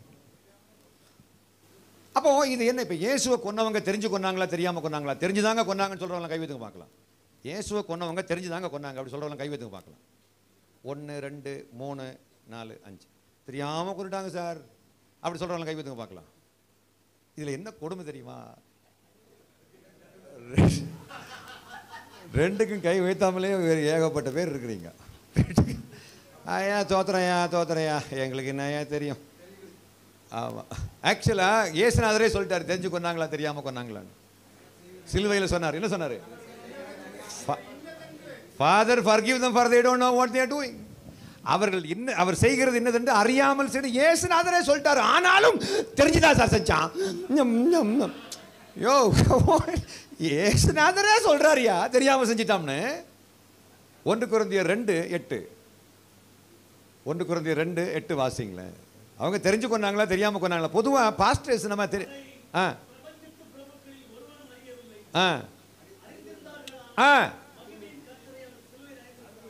உண்மையை சொல்றேன். இப்ப நான் என்ன சொல்றேன் அப்படின்னா, இது உண்மையிலும் உண்மையான உண்மை. கர்த்தர் இன்னைக்கும் இஸ்ரவேல் மக்களை நேசிக்கிறார். அவன் ஏன் இயேசுவை கொலை பண்ணா அப்படின்னா, இயேசு எதற்கு வந்தார் அப்படின்றது அவனால் புரிஞ்சுக்க முடியல. இன்னைக்கும் இஸ்லாமியர்களாலேயே கிறிஸ்தவர்களை புரிந்து கொள்ள முடியவில்லை, யூதர்களால் கிறிஸ்தவர்களை புரிந்து கொள்ள முடியவில்லை. ஏனென்றால் கிறிஸ்தவர்களாலேயே கிறிஸ்தவர்களை புரிந்து கொள்ள முடியவில்லை. கொஞ்சம் உங்களுக்கு புரியல யோகேஷ்? என்ன புரிஞ்சு யோகேஷ்? என்ன புரிஞ்சுது? யூதர்களால இயேசு கிறிஸ்தவங்களை புரிஞ்சுக்க முடியலன்னா பரவாயில்ல, இந்துக்களால இயேசு கிறிஸ்தவங்களை புரிஞ்சுக்க முடியலன்னா பரவாயில்ல, இஸ்லாமியர்களால கிறிஸ்தவங்களை புரிஞ்சுக்க முடியல பரவாயில்ல, கிறிஸ்தவங்களாலேயே கிறிஸ்தவங்களை புரிஞ்சுக்க முடியல. ஏன்? பாஸ்டர்ஸை புரிஞ்சுக்க முடியல. அப்படிலாம் இருக்கும்போது நம்மளை யார் ஏற்றுக்கொள்ள போறாங்கன்னு நினைக்கிறீங்க? இது எல்லாத்துக்கும் காரணம் என்ன தெரியுமா? ஏன்னா இயேசு எதற்காக வந்தார்? உனக்கு எதுக்குப்பா இயேசு தேவை? இன்னைக்கு வரைக்கும் இஸ்லாமியர்கள்ட்ட போய் நீ கும்பிட்ற கடவுளை கும்பிட்டா நீ நரகத்துக்கு தான் போவ அப்படி நான் சொன்னதே கிடையாது. யூதர்கள்ட்ட போயிட்டு நீ கும்பிட்ற கடவுளை கும்பிட்டா நீ கண்டிப்பாக நரகத்துக்கு தான் போவேன் அப்படி நான் சொன்னதே கிடையாது. எத்தனையோ யூதர்களை நான் பார்த்துருக்கிறேன் என்னுடைய வாழ்க்கையில், எத்தனையோ இஸ்லாமியர்களை பார்த்துருக்கேன். இந்துக்கள் சார் அவங்கள்ட்ட போய் நின்றுக்கிட்டு நீ நரகத்துக்கு போவேன்னு சொல்றதுக்காக அழைக்கப்படவில்லை. ஏன்? அது வேற ட்ராக். நான் கேட்குறேன்,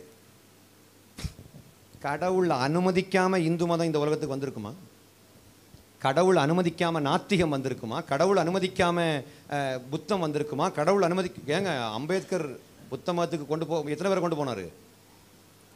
அம்பேத்கர் புத்த மதத்துக்கு 6 லட்சம் மக்களை கொண்டு போனாரே. இதெல்லாம் கடவுளுக்கு தெரியாதா? புத்திசம்னு ஒரு கௌதம புத்தர்னு ஒரு ஆள் இதை உருவாக்குவாருங்கிறது கடவுளுக்கு தெரியாதா? இப்போ எல்லாரும் இவர் வேணும்னு அனுமதிச்சு எல்லாத்தையும் நரகத்துக்கு அனுப்பிச்சு விட்றாரா? இல்லை.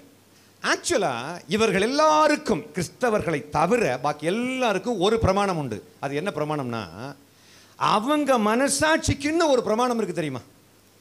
சரி, மனசாட்சியை கூர்மைப்படுத்துவது எது? அவர்களுக்கென்று கொடுக்கப்பட்ட பிரமாணம். அந்த அவர்களுக்கென்று கொடுக்கப்பட்ட அந்த பிரமாணத்தின்படியே அவர்கள் தவறானவர்கள் என்று நிரூபிக்கும், அவங்க மனசே அவங்களை நிரூபிக்கும் பொழுது எஸ்கேப் ஆகி இயேசு கிட்ட வந்துட்டாங்கன்னா தப்பிச்சுக்குவாங்க. இல்லைங்க, எனக்கு நாங்கள் எல்லாம் கார்த்தால எழும்பி அது பண்ணுறோம் இது பண்ணுறோம், நாங்கள் கௌசல்யா சுப்ரஜா ராமபூர்வா சந்தியா பிரவர்த்ததே உத்திஷ்ட நரசார்த்தூல் கர்த்தவ்யம் தெய்வமானிகம். கார்த்தால மாமி கோலம் போட்டுட்டே பாடுற, அதுக்கு அர்த்தம் நமக்கு தெரியாது. மாமிக்கு அர்த்தம் கேட்கணும், அர்த்தம் தெரியாது. அதே மாதிரி தான். ஆனால் அவங்க மனசாட்சிப்படி கரெக்டாக இருக்கிறாங்க அப்படின்னா, இப்போ நாம் ஆண்டவரே அவர்களை ரட்சியும் ஆண்டவரே ரட்சியும் ஆண்டவரேன்னு சொல்கிறது கிடையாது. அவங்க கிட்ட அவங்களுடைய வாழ்க்கை சரியில்லைன்னு நிரூபிக்கும் அளவுக்கு நாம் பெட்டரான ஒரு வாழ்க்கையை வாழ்ந்து காட்ட வேண்டும். அதுதான் இறைவன் நம்மிடம் எதிர்பார்க்கிறோம். அவங்களுடைய வாழ்க்கையை விட்டு நீ பிசாசை வணங்கி கொண்டிருக்கிறாய். ஹல்லேலூயா. பிசாசை வணங்கினாலே நான் இவ்வளோ பணக்காரனாக இருக்கேன்னாக்கா, உண்மையான கடவுளை வணங்கினா நீ எவ்வளோ பணக்காரனாக இருக்கணும்? நீ வேற கத்தரை நம்புறவன் செழிப்பான்னு வேற பேசிட்டு இருக்கிய. ஆனால் உனக்கு ஒரு சைக்கிளுக்கு பஞ்சர் ஓட்ட பைசா இல்லாமல் தின்னுட்டு இருக்கிற நீ. யோ, இதெல்லாம் ஆன்மீகமாயா கேட்பாமில்ல. அப்போ மற்ற சமயத்து மக்களை, மற்ற இந்த இந்துக்கள் இஸ்லாமியர்கள் எல்லாரையுமே நம்ம எப்படி பார்த்து பழகிட்டோம்னா, நரகத்துக்கு நியமிக்கப்பட்டவர்கள். கடவுளே தோத்துட்டாருன்னு அர்த்தம். நாம் இந்த நரகம் இப்படியே சொல்லி நம்ம பழகிட்டோம். சொல்ல நரகத்துக்கு நியமிக்கப்பட்டவர்கள், நரகத்துக்கு நியமிக்கப்பட்டவர்கள் இல்லைங்க. நாம் பரலோகத்துக்கு வந்துடுறோம், பரலோகத்துக்கு தான் நம்ம போகிறோம் சொல்கிறோமே. ஏன் அந்த மக்கள் நம்மளை ஏற்றுக்கொள்ளாத காரணம் என்னென்னா, இயேசுவை ஏற்றுக்கொள்ளாமலே நம்மளை விட நல்லா இருக்காங்க. இந்த உலகத்தில் ஏதாவது ஒரு முஸ்லீமு ஏதாவது சலுகை கிடைக்குங்கிறதுக்காக முஸ்லீம்னு சொல்லாமல் இந்து அப்படின்னு போய் சொல்லுவானா?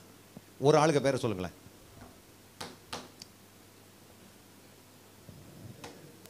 சொல்லுங்க.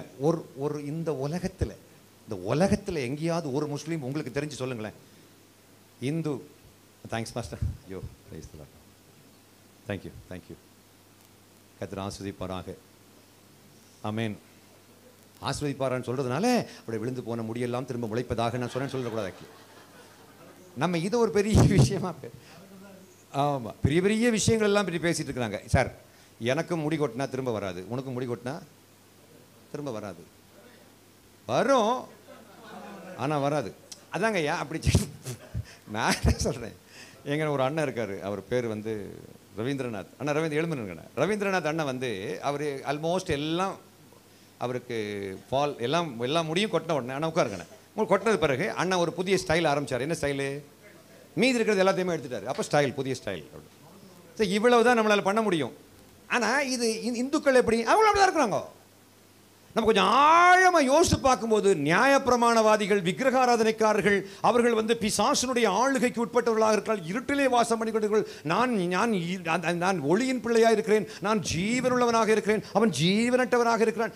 ஜீவன் அற்றவனாக இருக்கிறவனுக்கு வீட்டில் போய் தண்ணி கேட்டால் கொடுப்பான், ஜீவன் உள்ளவனுக்கு வீட்டில் போனால் நீ யாருன்னு கேட்குறான். இப்போ இந்த வெங்காய ஜீவனால் எனக்கு என்ன பிரயோஜனம்? அவன் ஒரு கேள்வி கேட்குறான, பதில் சொல்லணும்ல. நான் ஒரு கேள்வி கேட்டேன், எங்கேயாவது ஒரு முஸ்லீம், George, I'm asking a question personally to you. Have you ever come across a person who will deny his religion just because of some financial benefits? இங்கே இந்த உலகத்தில் எங்கேயாவது ஒரு இடத்துல நான் முஸ்லீமாக மாறிட்டான், ஆனால் இந்துன்னு சொன்னால் எதனா கிடைக்குங்கிறதுக்காக வேண்டி ஒரு முஸ்லீமு பொய் சொல்கிறத பார்த்துருக்கீங்களா? நான் முஸ்லீமு கிடையாது. I am a pure Christian. I am a born again Christian. நான் மறுபடியும் பிறந்த, இயேசுவின் இரத்தத்தால் நீதிமானாக்கப்பட்டு நித்திய ஜீவனை சுதந்திரித்துக் கொண்ட, பரிசுத்தமாக்கப்பட்ட, பரிசுத்தவானாகிய ஆண்டவராகிய பரிசுத்தவனாகிய இயேசு கிறிஸ்து, ஆண்டவராகிய இயேசுவின் பிள்ளை, கிறிஸ்துவனுடைய சீஷன். நான் சொல்கிறேன், ஒரு முஸ்லீம் எங்கேயாவது போய் சொல்லுவானா? முஸ்லீம்கள் பிஸ்னஸில் 1000 போய் சொல்லுவாங்க. ஆனால் கடவுள் விஷயத்தில் நான் இந்து அப்படின்னு போய் சொல்லுவானா? இந்த கேள்விக்கு நீங்கள் பதில் சொல்லுங்கள். என்கிட்ட கேட்டாங்க, மசூதியை ஓலக்கொட்டால் பார்க்க முடியுமா அப்படின்னு கேட்டிங்களே சார். ஏன் சார் பார்க்க முடியாது அப்படின்னா, இதுதான் காரணம். அவன் எங்கேயும் தனக்கு கடவுளை விட்டு கொடுத்து போய் சொல்ல மாட்டான். ஆனால் நம்ம அப்படி கிடையாது. பாஸ்டர், நீங்கள் இந்துவா கிறிஸ்டினான்னு கேட்டாக்கா, ஞாயிற்றுக்கிழமை சர்ச்சில் பாஸ்டர் என்ன சொல்வார் தெரியுமா? ஞாயிற்றுக்கிழமை சர்ச்சில் பாஸ்டர் என்ன சொல்வார்னாக்க, ஏசு போதுமே, இப்போ எல்லாம் நீதானே, ஏசு ராஜனே அப்படின்னு பாட்டு பாடுறாங்க. ஏசு போதுமே, எல்லாம் ஏசுவே, எனக்கெல்லாம் ஏசுவேன்னு பாடுவாங்க. இதே பாஸ்டர் திங்கட்கிழமையிலேருந்து சனிக்கிழமை வரைக்கும் தான் வேலை செய்யக்கூடிய ஆஃபீஸில் இந்து ஆதி திராவிடர் என்று சொல்கிறார். இது ஒரு pastor, 2 pastor, 3 pastor, 30 pastor, 300 pastor, 3000 பாஸ்டர்லாம் கிடையாது.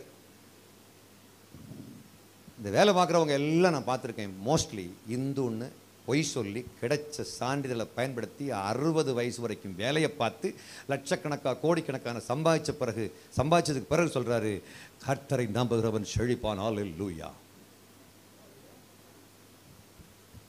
இது கர்த்தரை நம்பி கிடைச்ச செழிப்பா? இந்த லட்சணத்தில் நீங்கள் இந்துக்கள்கிட்ட போய் ஆண்டவரை பற்றி சொன்னால் ஆண்டவரே அவனை உள்ள வராமல் தடுப்பார்னு நான் சொல்கிறேன். ஏன்னா திறக்கக்கூடாதபடிக்கு பூட்டுறதும் யார் தான்? இப்போ நம்ம யாராவது நம்ம பசங்கக்கிட்ட புதுசாக வர்றாங்கல்ல, எப்போ அது நீ கிறிஸ்டியனை கொண்டு ரெஜிஸ்டர் பண்ணுன்னு சொல்லுவோமா? சொல்ல மாட்டேன். ஏன் தெரியுமா? அதையும் நான் சொல்லிடுறேன்.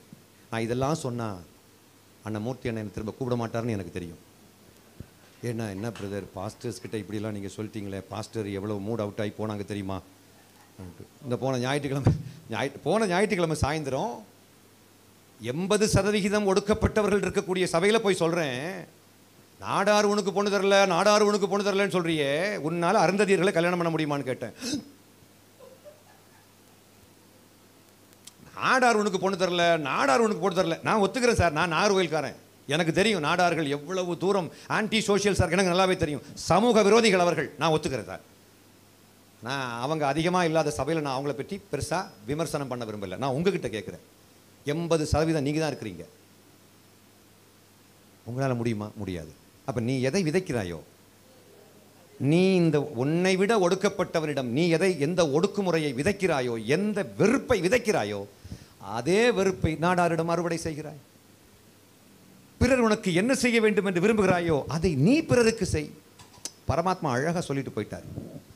நம்ம இதை கடைபிடிக்கிறோமானா? இல்லை இல்லை, ரொம்ப சிம்பிள் பிரதர். இப்போ எங்கேயாவது ஒரு இடத்துல பைபிளில் உங்களுக்கு எல்லாருக்கும் தெரியும், மத்தேயு 10ஆம் அதிகாரத்தினுடைய நம்ம எங்கே நம்முடைய திறந்த வாசல்கள் ஏன் பூட்டப்பட்டு கொண்டிருக்கிறது, ஏன் டிஸ்கோத்தே கிளப்புக்கு போய்கிட்டு இருக்குது? காரணம் என்ன?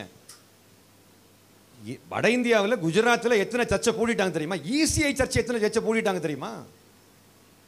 ECI சர்ச்சை எத்தனை சர்ச்சை பூட்டப்பட்டு கிடக்கிறது தெரியுமா? ECIயோடைய ஹெட் குவார்ட்டர்ஸில் போய் கேட்டு பாருங்க, எத்தனை சர்ச்சை இது வரைக்கும் பூட்டியிருக்காங்க அப்படின்னு. அங்கே ஐயா சாகிறதுக்கு முன்னாடி 1000 சர்ச்சு கட்டணும், 2000 சர்ச்சு கட்டணும், 3000, 5000, 10,000, 20,000, 1 லட்சம் சர்ச்சு கட்டி கட்டி கட்டி கட்டி பத்திரமா வேற ஏதாவது ஒரு ஆர்கனைசேஷனுக்கு விற்கிறதுக்காக தான் இதெல்லாம் பண்ணியிருக்காங்க. இந்த மாதிரி ஆயிடுச்சு ஆக்சுவலாக. வாசிக்கலாம், மத்தேயு 10ஆம் அதிகாரத்துடைய 32, 33 வாசிக்க கேட்போம்.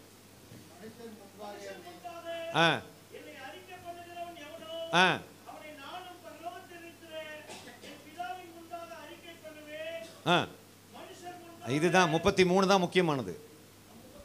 33 பரமபிதா கிட்ட வந்து நின்றுட்டு இந்த பாட்டை நம்ம பாடணும்னு வச்சுக்கோங்களேன். உன்னே எனக்கு தெரியாது தம்பின்றவாரு. இது பைபிள்லேயே போட்டிருக்கு ஆக்சுவலா. அவள்தான் நீ எதை விதைத்தாயோ.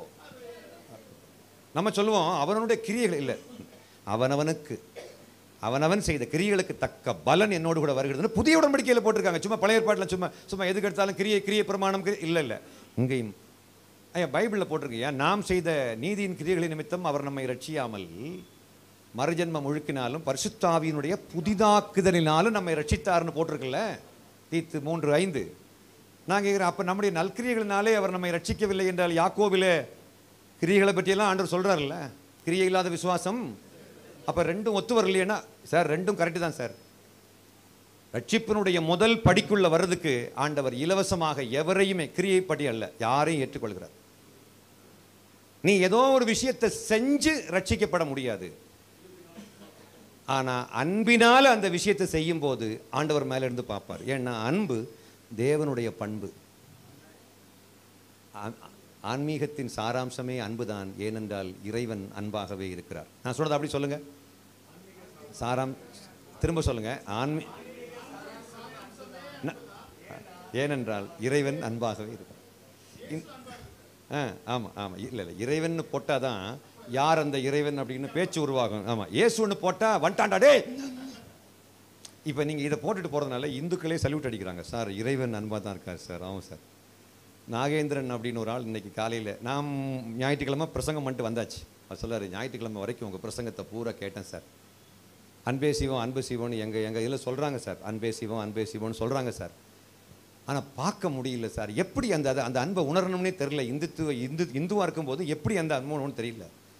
ஆனால் கிறிஸ்துவில் தான் சார் அந்த அன்பை உணர முடியும்னு நீங்கள் உங்களுடைய வீடியோ எல்லாம் பார்த்து, நான் கோயம்புத்தூர் அன்னூர் சர்ச்சுக்கு நான் வந்திருந்தேன், உங்கள் பிரசங்கத்தை எல்லாம் கேட்டேன் சார். ஆனால் இயேசு மூலமாக தான் உணர முடியும் அப்படின்னு நான் வந்தேன். ஆனால் நீங்கள் கடைசி நாள் ஜாதி தேவையில்லைன்னு சொல்லும்போது நான் எழும்பினேன், பட் உங்கள் ஆட்கள் யாரும் எழும்பலையேன்னு என்கிட்ட கேட்குறது. எழுப்புதல்லாம் கிடையாது. இது என்ன எழுப்புதல்? நான் எனக்கு ஜாதி தேவையில்லை சார். இன்னும் சொல்ல போனால் அவர் ஒடுக்கப்பட்ட சமூகத்தை சார்ந்தவர் அல்ல. அவர் ஏதோ ஒரு இடைநிலை சாதியை சார்ந்தவர், நாகேந்திரன் அப்படின்றவர். அவர் சொல்கிறாரு ஜாதி கிடையாதுங்க. இப்போ நீங்கள் வெளியில் போயிட்டு இப்போ என் கூட சாப்பிட்டு, நம்ம எல்லாம் சாப்பாடு இருக்கானா? சாப்பாடலாமா? சாப்பாடு இல்லாத ஒரு பாஸ்டர்ஸ் ஃபெலோஷிப்பா? சாப்பிட்டதுக்கு பிறகு நம்ம எல்லாம் கீழே அப்படியே வாக்கிங், நம்ம அப்படி சும்மா நடந்து போவோமே. என் கூட வாங்கலேன் தம்பி. ஒரு சின்ன ஒரு சமூக ஆய்வு கேள்வி. இனிமேல் இந்தியர்களாகிய நமக்கு ஜாதி தேவையா அப்படின்னு கேட்டால், தேவையில்லைன்னு தான் நினைக்கிறேன் சார் அப்படின்னு ஒருத்தன் சொல்லுவான். இன்னொருத்தன் இப்போ இல்லை, எப்போதுமே தேவையில்லை சார். இதெல்லாம் சொல்ல தெரியுமா? பட்டை போட்டவங்க சொல்லுவாங்க. ஆனால் பாஸ்டர்கிட்ட சொன்னால் அவர் என்ன சொல்ல தெரியுமா? ஏன் ஆபிரகாம் ஜாதி பார்த்துருக்காங்களா? இப்போ புரியுதா நம்ம ஏன் 2.25% இருக்கிறதுக்கு காரணம் என்ன அப்படின்னா, நம்மளை ஏன் இவ்வளவு தூரத்துக்கு சர்ச்சை அடிச்சு நொறுக்கிறோம்னா காரணம் என்னன்னாக்கா, கடவுளுக்கு இடத்துல நானே இருந்தால் கூட நொறுக்கிறதுக்கு நானே விடுவேன் என்று மெய்யாகவே நான் உங்களுக்கு சொல்கிறேன். அந்த இடத்துல அந்த நீதியின் சிங்காசனத்தில் நான் உட்கார்ந்துருந்தா நானே இவங்களை அடிச்சு நொறுக்கிறதுக்கு நானே விடுவேன். ஏன் காரணம் என்ன? உனக்காக உசிரையே கொடுத்துருக்குறேன். நீ அப்பப்போ சந்தர்ப்பவாதியாக இருக்கிறிய இல்லை? இந்துத்துவத்துக்கும் சாதிக்கு கிறிஸ்தவத்துக்கும் சாதிக்கு சம்மந்தமே கிடையாது. தயவுசெய்து எத்தனை பேர் இன்னைக்கு தீர்மானிக்கிறீங்க பாஸ்டர்ஸ்? என்னுடைய விசுவாசிகள்கிட்ட நான் பப்ளிக்காக இயேசுவை அறிக்கையிட சொல்வேன். நீ இந்துவா கிறிஸ்டினான்னு வில்லேஜ் ஆஃபீஸர்கிட்ட போகும்போது, வில்லேஜ் ஆஃபீஸர் இந்துவா கிறிஸ்டினான்னு கேட்கும்போது, நீங்கள் எந்த மதம்னு கேட்டால், ஐயா நான் கிறிஸ்துவை சார்ந்தவன் என்று தைரியமாக சொல்வேன் என்று நீங்கள் உங்கள் பிள்ளைகளை சொல்ல வைக்க வேண்டும். என்னன்னா இப்போ எங்கே பாஸ்டர்ஸ் மாட்டிக்கிட்டாங்க தெரியுமா? 80,000 ரூபா சம்பளம் வாங்கக்கூடிய ஒரு இந்து அருந்ததியர் வகுப்பை சார்ந்தவர், சபையினுடைய விசுவாசி. அவர் மாதந்தோறும் 8,000 ரூபா சம்பளம் இவருக்கு தசமபாகம் கொடுக்குறாரு. இப்போ அந்த பிரதர்கிட்ட போய் நீங்கள் பண்ணுறது தப்புன்னு சொன்னால் பாஸ்டருக்கு பெரிய நஷ்டம் அல்லவா? என்னங்கய்யா?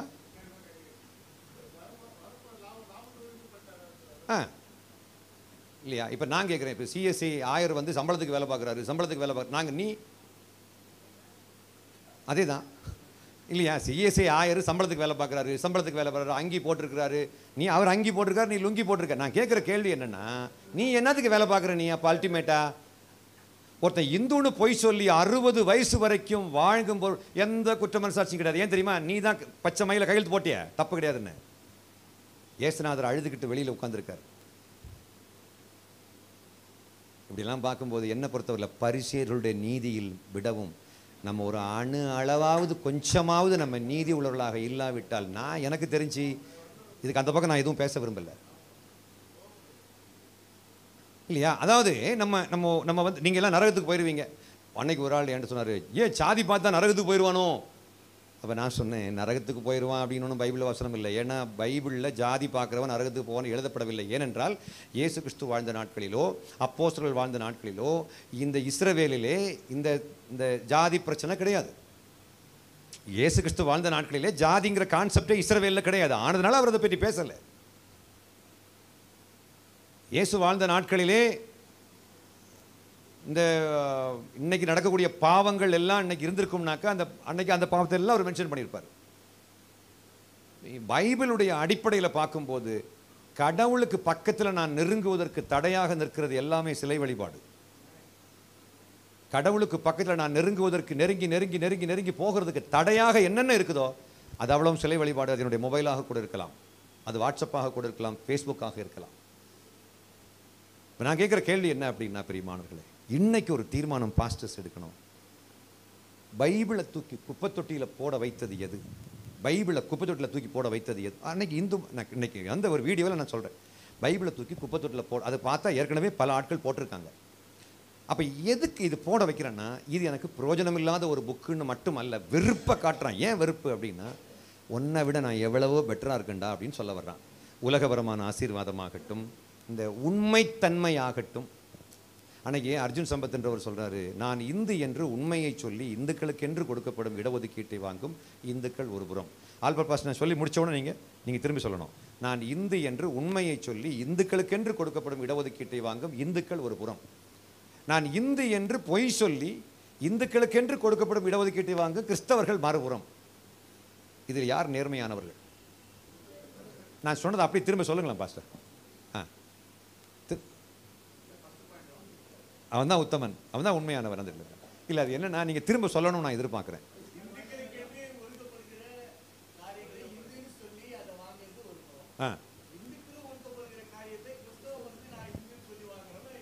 இவன் டுபாகூர். இந்த டுபாகூரையே பரலோகம் ஏற்றுக்கொள்ளுமானால் அதுதான் உண்மையான பரலோகமாங்கிறது எனக்கு இப்போ டவுட் ஆகுதுன்னு ஒருத்தன் சொன்னான்னா அவனை நீ என்ன சொல்ற, என்ன பண்ண போற? விக்டர் என்ன ஒரு மாதிரி பார்க்குறாரு. அப்போ என்னதான் சொல்ல வர்றீங்க? அப்போ நாம எல்லாம் நல்லவங்களா இருந்தால் தான் பரலோகமா? ஆமாம் சார். பரிசுத்தம் இல்லாமல் ஒருவனும் தேவனை தரிசிப்பதில்லையே. அறியாமையில் இருந்த காரங்களை தேவன் காணாதவர் போல் இருந்தார். இன்னைக்கு எவனிடத்தில் அதிகமாக கொடுக்கப்பட்டதோ அவனிடத்தில் அதிகமாக கடவுள் கேட்பார். That's it. இன்னைக்கெல்லாம் எப்படி தெரியுமா, பெரிய பெரிய ஊழியக்காரங்களை எல்லாத்தையுமே ஆண்டவர் காட்டி கொடுக்குறாரு பப்ளிக்கில். இவன் எவ்வளோ ஃப்ராடு, எத்தனை கோடி வச்சுக்கிட்டும் சொல்கிறாங்க எங்கள் அப்பாவை புதைக்கிறதுக்கு பைசா இல்லைன்னு ஒரு ஊழியக்காரர் சொல்கிறார். ஒரு பல்கலைக்கழகத்தினுடைய உரிமையாளர் சொல்கிறார், காட்டி கொடுக்குறாரு, கர்த்தரே காட்டி கொடுக்குறாரு, பாரு இவன் எவ்வளோ பெரிய, இவங்க எப்படி ஆக்சுவலாக இவங்களுடைய வாழ்க்கை எப்படி இருக்குது அப்படின்னு. மாட்டிக்கக்கூடாது பாஸ்டர்ஸ். அந்த பல்கலைக்கழகம் தான் நானும் படித்தேன். I did my engineering in the same college. அவர் சொல்கிறார், பல்கலைக்கழக எத்தனை வருஷமாச்சு இந்த பல்கலைக்கழகம் தோண்டி? 30 வருஷத்துக்கு பிறகு அவருக்கு அப்பாவை புதைக்கிறதுக்கு பைசா இல்லைன்னு சொல்கிறார். அப்போ தான் இவர் MBA ஏன் படித்தாருங்கிறது எனக்கு அப்போ தான் புரியுது. அப்போ தான் நான் பார்த்துக்கிட்டேன், அப்போ தான் நான் புரிஞ்சுக்கிட்டேன் MBA படித்ததனுடைய அர்த்தம் எனக்கு அப்போ தான் புரிஞ்சுது. Master of business administration, that's a right moment. வருவாய் தருணம் அதுவே. பணத்தை வச்சுக்கிட்டு கேட்டாதான் வருவாய் தருணம் அதுவே. நாளை கேட்டால் கூட கிடைக்காது. மாட்டிக்கக்கூடாது பாஸ்டர்ஸ், மாட்டிக்கக்கூடாது. நான் சொல்கிறேன், உங்கள் மேலே உள்ள அக்கறையில் நான் சொல்கிறேன். பிசாசு ஒரு செகண்டில் அந்த மூஞ்சில் கரியளி பூசிட்டு போயிட்டே இருந்தான் பார்த்தீங்களா? அவர் வேற யாரும் இல்லை, என்னுடைய தகப்பன் டாக்டர் DJ தினகரன், என்னுடைய தகப்பன். அந்த ஊழியத்தை பற்றி இன்னைக்கு எத்தனை பேர் சந்து பொந்தெல்லாம் அசிங்கமாக பேசின காரணம் என்ன? எதற்காக நாம் வாழ்கிறோம்? இப்போ பாருங்க, 80,000 ரூபாய் சம்பளம் வாங்கக்கூடிய ஒரு ஆள்கிட்ட போய் ஐயா இது தப்புங்க ஐயா அப்படின்னு நீதியோடு கண்டித்து உணர்த்துகின்ற முதுகெலும்பு கால்சியம் பற்றாக்குறையினால அதை கண்டித்து உணர்த்தாமல் கடைசியில் நாம் அவர் கொடுக்கக்கூடிய காசை வச்சு ஓட்டிக்கிட்டு அப்புறம் நாம் நமக்காக தான் வாழ்கிறோம். நமக்கு நல்லாவே தெரியுது வருவாய் தருணம் அதுவே, வேறு வழி கிடையாது. ஒரு டுபாகூர் வாழ்க்கை தான் நான் வாழ்ந்துட்டுருக்கிறேன். அப்புறம் பாட்டு ஃபாதர் பெர்கான்ஸ் பாட்டும் போது கூட சேர்ந்து பாருங்க, உமக்காகத்தான் வாழ்கிறேன். அந்த வைப்ரேஷன் எங்க இருந்தா வருதோ தெரியல பாஸ்டர்ஸ். உம்மைத்தான் நேசிக்கிறேன். இப்ப நான் பாடும்போது உங்களுக்கு தமாஷாவே தெரியாது. ஏன் தெரியுமா? குறுகுறுன்னு குத்துது உள்ளம். நான் வேற எதையாவது பேசிட்டு, பாஸ்டர்ஸ் நாம் ஜெபிக்கிறவர்களாக காணப்பட வேண்டும். இந்த மத்தியான வேளையிலே நாம் இந்த தேசத்திற்காக ஜெபிக்க போகிறோம். ஐயோ, இந்த கோடம்பார்க்கம் என்கிறதான இந்த இது பயங்கரமான பாபிலோன், ஐயோ இது எல்லாம் மிளைச்சதைகளுடைய கேபிட்டலாக இருக்கிறது. அசிங்கமான இடத்தை கர்த்தர் பரிசுத்தம் பண்ணும்படியாக நாம் கரங்களை கோர்த்த வேண்டுமாக ஜெபிக்க. நீ யார் முதல்ல? இவனுக்காக ஜெபிக்கிறதுக்கு நீ யாரியா முதல்ல? இவை பேசும்போது உங்களுக்கு தெரியும். அப்போ நம்ம ஜெபிக்க கூடாதா? ஜெபம்தான் ஜெயத்தை கொண்டு வரப்போகிறது. ஆனால் நீ ஆக்சுவலாக யாருக்காக வாழ்கிறாய்? ஒரு ஆள் ஒரு கேள்வி, உங்கள் ஆளை போட்டு தள்ளிட்டாங்களே சார், ஏசுநாதர் உங்கள் கடவுளை போட்டு தள்ளிட்டாங்களே சார், கடைசியாக நல்லவனுக்கு காலமே இல்லை சார், நீ சும்மா ஓவராக கத்தாத சரியா? நல்லவனுக்கு காலம் இல்லை, நீ நல்லவன் தான், நான் ஒத்துக்கிறேன், இல்லை நான் எல்லாம் இல்லைன்னா சொல்லலை, ஆனால் நல்லவனுக்கு காலம் இல்லை, உன்னை போட்டுற போகிறாங்க, மண்டை பத்திரம் அப்படின்றான். உங்கள் கடவுளே போட்டாங்க, உன்னை விடுவாங்களா சார்? அப்படி அவன் நினைக்கிறதுக்கு காரணம் என்ன? அப்படிப்பட்ட ஒரு மரணம் அடைந்தால் தான் சாதிக்க முடியும் என்பது 2 கொரிந்தியர் 5:15 பதிவு செய்யப்பட்டிருக்கிறது. வாசிங்களேன், 2 கொரிந்தியர் 5:15 இதை வாசித்து நான் முடிக்க போகிறோம். 2 கொரிந்தியர் 5:15.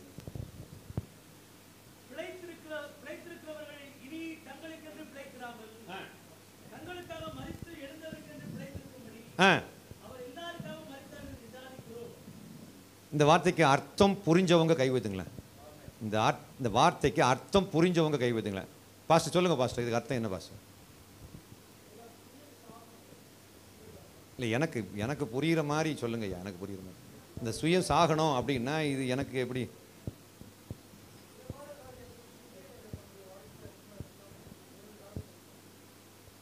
எனக்கு வா, சூப்பர், உங்கள் பேர் அருமையாக சொன்னார். அது அந்த புதிய டிரான்ஸ்லேஷன் இருக்குதா, 2 கொரிந்தியர் 5:15, அந்த பொது மொழிபெயர்ப்புன்னு ஒரு மொழிபெயர்ப்பு இருக்குது. அதில் வந்து அழகாக போட்டிருக்கு. நான் சொல்கிறத கேளுங்க. அந்த டிரான்ஸ்லேஷன் நாங்கள் மனப்பாடமாக வச்சுருக்கேன். வாழ்வோர் இனி தங்களுக்கென்று வாழாமல் தங்களுக்காக இறந்து உயிர் பெற்று எழுந்தவருக்காக வாழ வேண்டும் என்பதற்காக அவர் எல்லோருக்காகவும் தன்னுடைய உயிரை கொடுத்தார். ஏன் உயிர் கொடுத்தார்? ஏன் சாகணும்? ஏன் அசிங்கப்பட்டு சாகணும்? ஏன் இவ்வளவு தூரம் ஒரு கொடிய மரணத்தை, ஒரு கேவலமான அசிங்கமான மன உளைச்சல் மிகுந்த ஒரு மரணத்தை அவர் அடைந்தால் தான் சாதிக்க முடியும் என்பது என்னன்னு கேட்டால், இப்போ தான் அவன் நமக்காக வாழ்கிறதை நிறுத்திக்கிட்டு அவருக்காக வாழ தொடங்குவோம். அல்லேலூயா சொல்லலாமா? இந்த ஃபெலோஷிப்புக்காக எங்கள் சபையில் உட்காந்து என்னுடைய குரூப்பில் ரொம்ப பேர் உட்காந்து ப்ரேயர் பண்ணிகிட்டு இருக்காங்க. நான் செய்தி கொடுக்கும்போது ஆண்டவர் பேச வேண்டும் என்பதற்காக உட்காந்து ப்ரேயர் பண்ணிகிட்டு இருக்கிறாங்க. 30 பேர்கிட்ட இருக்காங்க அந்த குரூப்பில், ஜெபக்குழுவில். நான் எதுக்காக சொல்கிறேன் அப்படின்னா, அந்த ஜெபக்குழுவில் எவ்வளோ பேர் இருக்காங்க ரவீந்திரநாத்? ஜெபக்குழுவில் எவ்வளோ பேர் இருக்காங்க பாருங்கள், 30 பேர் இருப்பாங்க. ப்ரேயர் பண்ணுறாங்க. பாஸ்டர்ஸோட அகத்தி என்பவர் பேசும்போது பாஸ்டர்ஸோட ஆண்டவர் பேச வேண்டும் என்று ஜெபம் பண்ணிட்டு இருக்காங்க. நான் என்ன சொல்கிறேன் அப்படின்னா, பிறருக்கு கற்றுக் கொடுக்குற நாமே ஆகாதவனாய் போகாதபடிக்கு நம்ம அடுத்தவங்களுக்கு பிரசங்கம் பண்ணுகிற நாம் யார் அப்படின்றத கடவுள் பார்க்க விரும்புகிறார். நம்ம என்ன நோக்கத்துக்காக இந்த உலகத்திலே இப்படிப்பட்ட ஒரு ஒரு ஒரு அர்ப்பண வாழ்க்கைக்கென்று நாம் நம்மளை விட்டு கொடுத்த காரணம் என்ன? இப்போ இங்கேயும் இல்லை அங்கேயும் இல்லாத ஒரு வயல்லையும் கிடையாது, வரப்பிலையும் இல்லாத ஒரு வாழ்க்கை நம்ம வாழ்ந்துட்டு இருக்கோமான்னு அதை நம்ம யோசித்து பார்க்க வேண்டும். நம்ம எப்படி வாழ்ந்துட்டு இருக்கிறோம்? நம்முடைய விசுவாசிகள்கிட்ட தைரியமாக பேச முடியல. ஏன்னா அவன் விட்டுட்டு போயிட்டான்னு அந்த 8000 ரூபா மாதந்தோறும் எனக்கு வராது. நான் சொல்கிறேன் பாஸ்டர், நான் கச்சா முச்சான்னு பேச ஆரம்பிச்சதுக்கு பிறகு தான் பாஸ்டர் எனக்கு என் பிரச்சனை, இந்த பொருளாதார பிரச்சனையே இல்லாமல் இருக்கிறேன். இப்போ என் வாழ்க்கையில் இதுவரைக்கும் பொருளாதார ரீதியாக எந்த குறைவும் ஆண்டவர் வச்சது கிடையாது. ஆனால் என் பிள்ளைகள் எல்லாம் படிக்க வைக்கும் போதெல்லாம் நான் இந்த டாப்பிக்கில் தான் பேசிகிட்டு இருக்கிறேன். நீ ஜாதி பார்க்கக்கூடாது அப்படின்னு சொல்கிறேன். அப்போ கொஞ்சம் பேர் சொன்னாங்க, நீ இப்படி பேசுனேன்னா யாரும் உனக்கு பைசா தர மாட்டாங்க, உனக்கு வேறு பாஸ்டர், நீ your not a pastor, your an evangelist, நீ வந்து சுவிசேஷ ஊழியத்துக்காக போவேன், யாரும் உனக்கு கூப்பிட மாட்டாங்க, உனக்கு பைசா கிடைக்காது, உன்னை யாரும் கண்டுக்கவே மாட்டாங்க, அப்படிலாம் பயமுறுத்துனாங்க. என்ன பயமுறுத்தினாலும் என்னை அழைத்தவர் உண்மை உள்ளவர். இந்த 8000 ரூபாயை வாங்கி நம்ம பாக்கெட்டில் போடுறது மாம்சீகமான நம்முடைய எண்ணங்கள். நாமளா யோசிக்கிறோம், நம்ம செலவை நாம பார்த்துக்கிறோம். இல்லைங்க, கடவுள் பார்த்துக்குவாருங்க. அல்லேலூயா சொல்லலாமா? சத்தமா சொல்லுங்களேன், கடவுள் பார்த்துக்குவார். பரிசுத்தமாக வாழ முயற்சி செய்யுங்கள். பாவத்தை விட்டு ஓடுங்கள். விழுந்துட்டியா அடுத்த செகண்ட் எழும்பி ஓடு. Run run. எந்த கான்டாக்டை ஓப்பன் பண்ணி வச்சா உனக்கு பிரச்சனை வருமோ அந்த கான்டாக்டை பிளாக் பண்ணு. தைரியமாக பிளாக் பண்ணு. எந்த வாட்ஸ்அப் அக்கௌண்ட்டை ஓப்பன் பண்ணி வச்சா உனக்கு பிரச்சனை வருமோ, உனக்கு எந்த கான்டாக்டை ஓப்பன் பண்ணி வச்சா சண்டைக்கு, நான் எனக்கு யார்கிட்ட வேணாலும் சண்டை போடலாங்க, சத்தியத்துக்காக சண்டை போடலாம், தப்பே கிடையாது. ஆனால் உன் டைமை வேஸ்ட் பண்ணி அசிங்கப்படுத்தி உன் மனநிலைமை மோசப்படுத்தி தப்பான சிந்தனைக்குள்ளே கொண்டு போகக்கூடிய எல்லாத்தையும் பிளாக் பண்ணு. The Holy Spirit is speaking to all of you. பரிசுத்த ஆவியானவர் உங்களோடு கூட பேசியிருக்கிறார் நான் முழுமையாக நம்புகிறேன். அப்படியே ஒரு சம்மரி நான் சொல்கிறேன். நாம் கர்த்தருக்காக வைராக்கியமாக அவரை மறுதலிக்காமல் தொடர்ந்து நாம் சிலுவையை தூக்கி வலிமிகுந்த அது வலிக்கும். ஆனாலும் அந்த வலியோடு கூட அவர் என்னை கொன்று போட்டாலும் நான் அவர் மேல் நம்பிக்கையாக இருப்பேன் என்று அவர்கள் சொன்னார். யார்? இவர் சொன்னாரே, யோபு சொன்னாரே, அவர் எங்களை தப்புவிப்பார், தப்புவியாமற் போனாலும் தம்பி ஒரு நிமிஷம், அவர் தப்புவியாமற் போனாலும் இந்த விக்கிரகத்தை நான் வணங்க மாட்டேன்னு தைரியமா ஒருத்தன் சொன்னாங்களே பழைய உடன்படிக்கை நாட்கள்ல. அந்த நாட்கள் தானியேலுடைய நாட்கள், அந்த நாட்கள் அப்படி. இப்போ எனக்கு இப்போ ஆக்சுவலாக உடம்பெல்லாம் புல் அரிக்குது. அப்படிப்பட்ட அந்த விசுவாசத்தை நீ பயிற்சி செய்வோம். கர்த்தர் தாமே நம்ம எல்லாரையும் விசேஷமாக பயன்படுத்தட்டும். சாதி அவங்க பார்க்குறாங்க, நம்ம வேற எங்கெங்கெல்லாம் மாட்டிக்கிட்டு கிடக்கிறவங்க எல்லாத்தையும் கிளியர் பண்ணி வெளியே வாங்க. பிறகு அந்த அம்மா நான் என்ன செய்யணுங்க சொல்லுங்கன்னு சொல்ல பிறகு நான் அந்த அம்மாவுக்கு எல்லாம் சொல்லி கொடுத்தேன். எப்படி ரட்சிக்கப்படுறதுக்கு எனக்கு இயேசு தேவையில்லைன்னு சொன்னாங்க பார்த்தீங்களா, அந்த அம்மாவுக்கு நான் எல்லாம் சொல்லி கொடுத்தேன். என்னென்ன செய்யணும் அப்படி சொல்லி கொடுத்து எனக்கு தெரிஞ்சு அந்த அம்மா இயேசுவை ஏற்றுக்கிட்டாங்க அப்படின்னு நான் முழுமையாக கர்த்தருக்குள்ள நம்பிக்கொண்டிருக்கிறேன். இதை யாரையுமே கட்டாயப்படுத்த வேண்டாம். நம்முடைய வாழ்க்கை பிறரை கவரட்டும், நம்முடைய வாழ்க்கை பிறரை கவரட்டும். எனக்கு தெரிஞ்சு ஒரு விசுவாசிக்கிட்ட ஜெபம் பண்ண டைம் இல்லாத ஒரு விசுவாசிக்கிட்ட போய் ஜெப குறிப்பை கொடுக்காத. அவன் பணக்காரனாக இருக்கக்கூடும். உன்னுடைய பண தேவைகளுக்காக, உன்னுடைய பணத்தேவை பாஸ்டர்ஸ் உங்களுடைய பண தேவைகளுக்காக வேண்டி ஜெபிக்கிறதுக்கு நேரம் இல்லாத ஒரு பணக்காரிகிட்ட போய் பேசிகிட்டு இருக்காதீங்க. பணக்காரன்கிட்ட போய் பேசாதீங்க. ஜெபிக்கிறதுக்கு நேரம் இல்லாத ஒரு ஏன் தெரியுமா நம்ம பணக்காரன்கிட்ட போகிறோம்? ஜெப குறிப்பை கொடுக்க போகல. நம்முடைய சோதனை அப்படியாக அவராவது நமக்கு இறங்கி ஏதாவது பண்ணுவாரேன்னு நம்ம போகிறோம். இதெல்லாம் ஆரம்பத்தில் ஓகே பாஸ்டர், இனிமேல் நம்ம அப்படி செய்யக்கூடாது.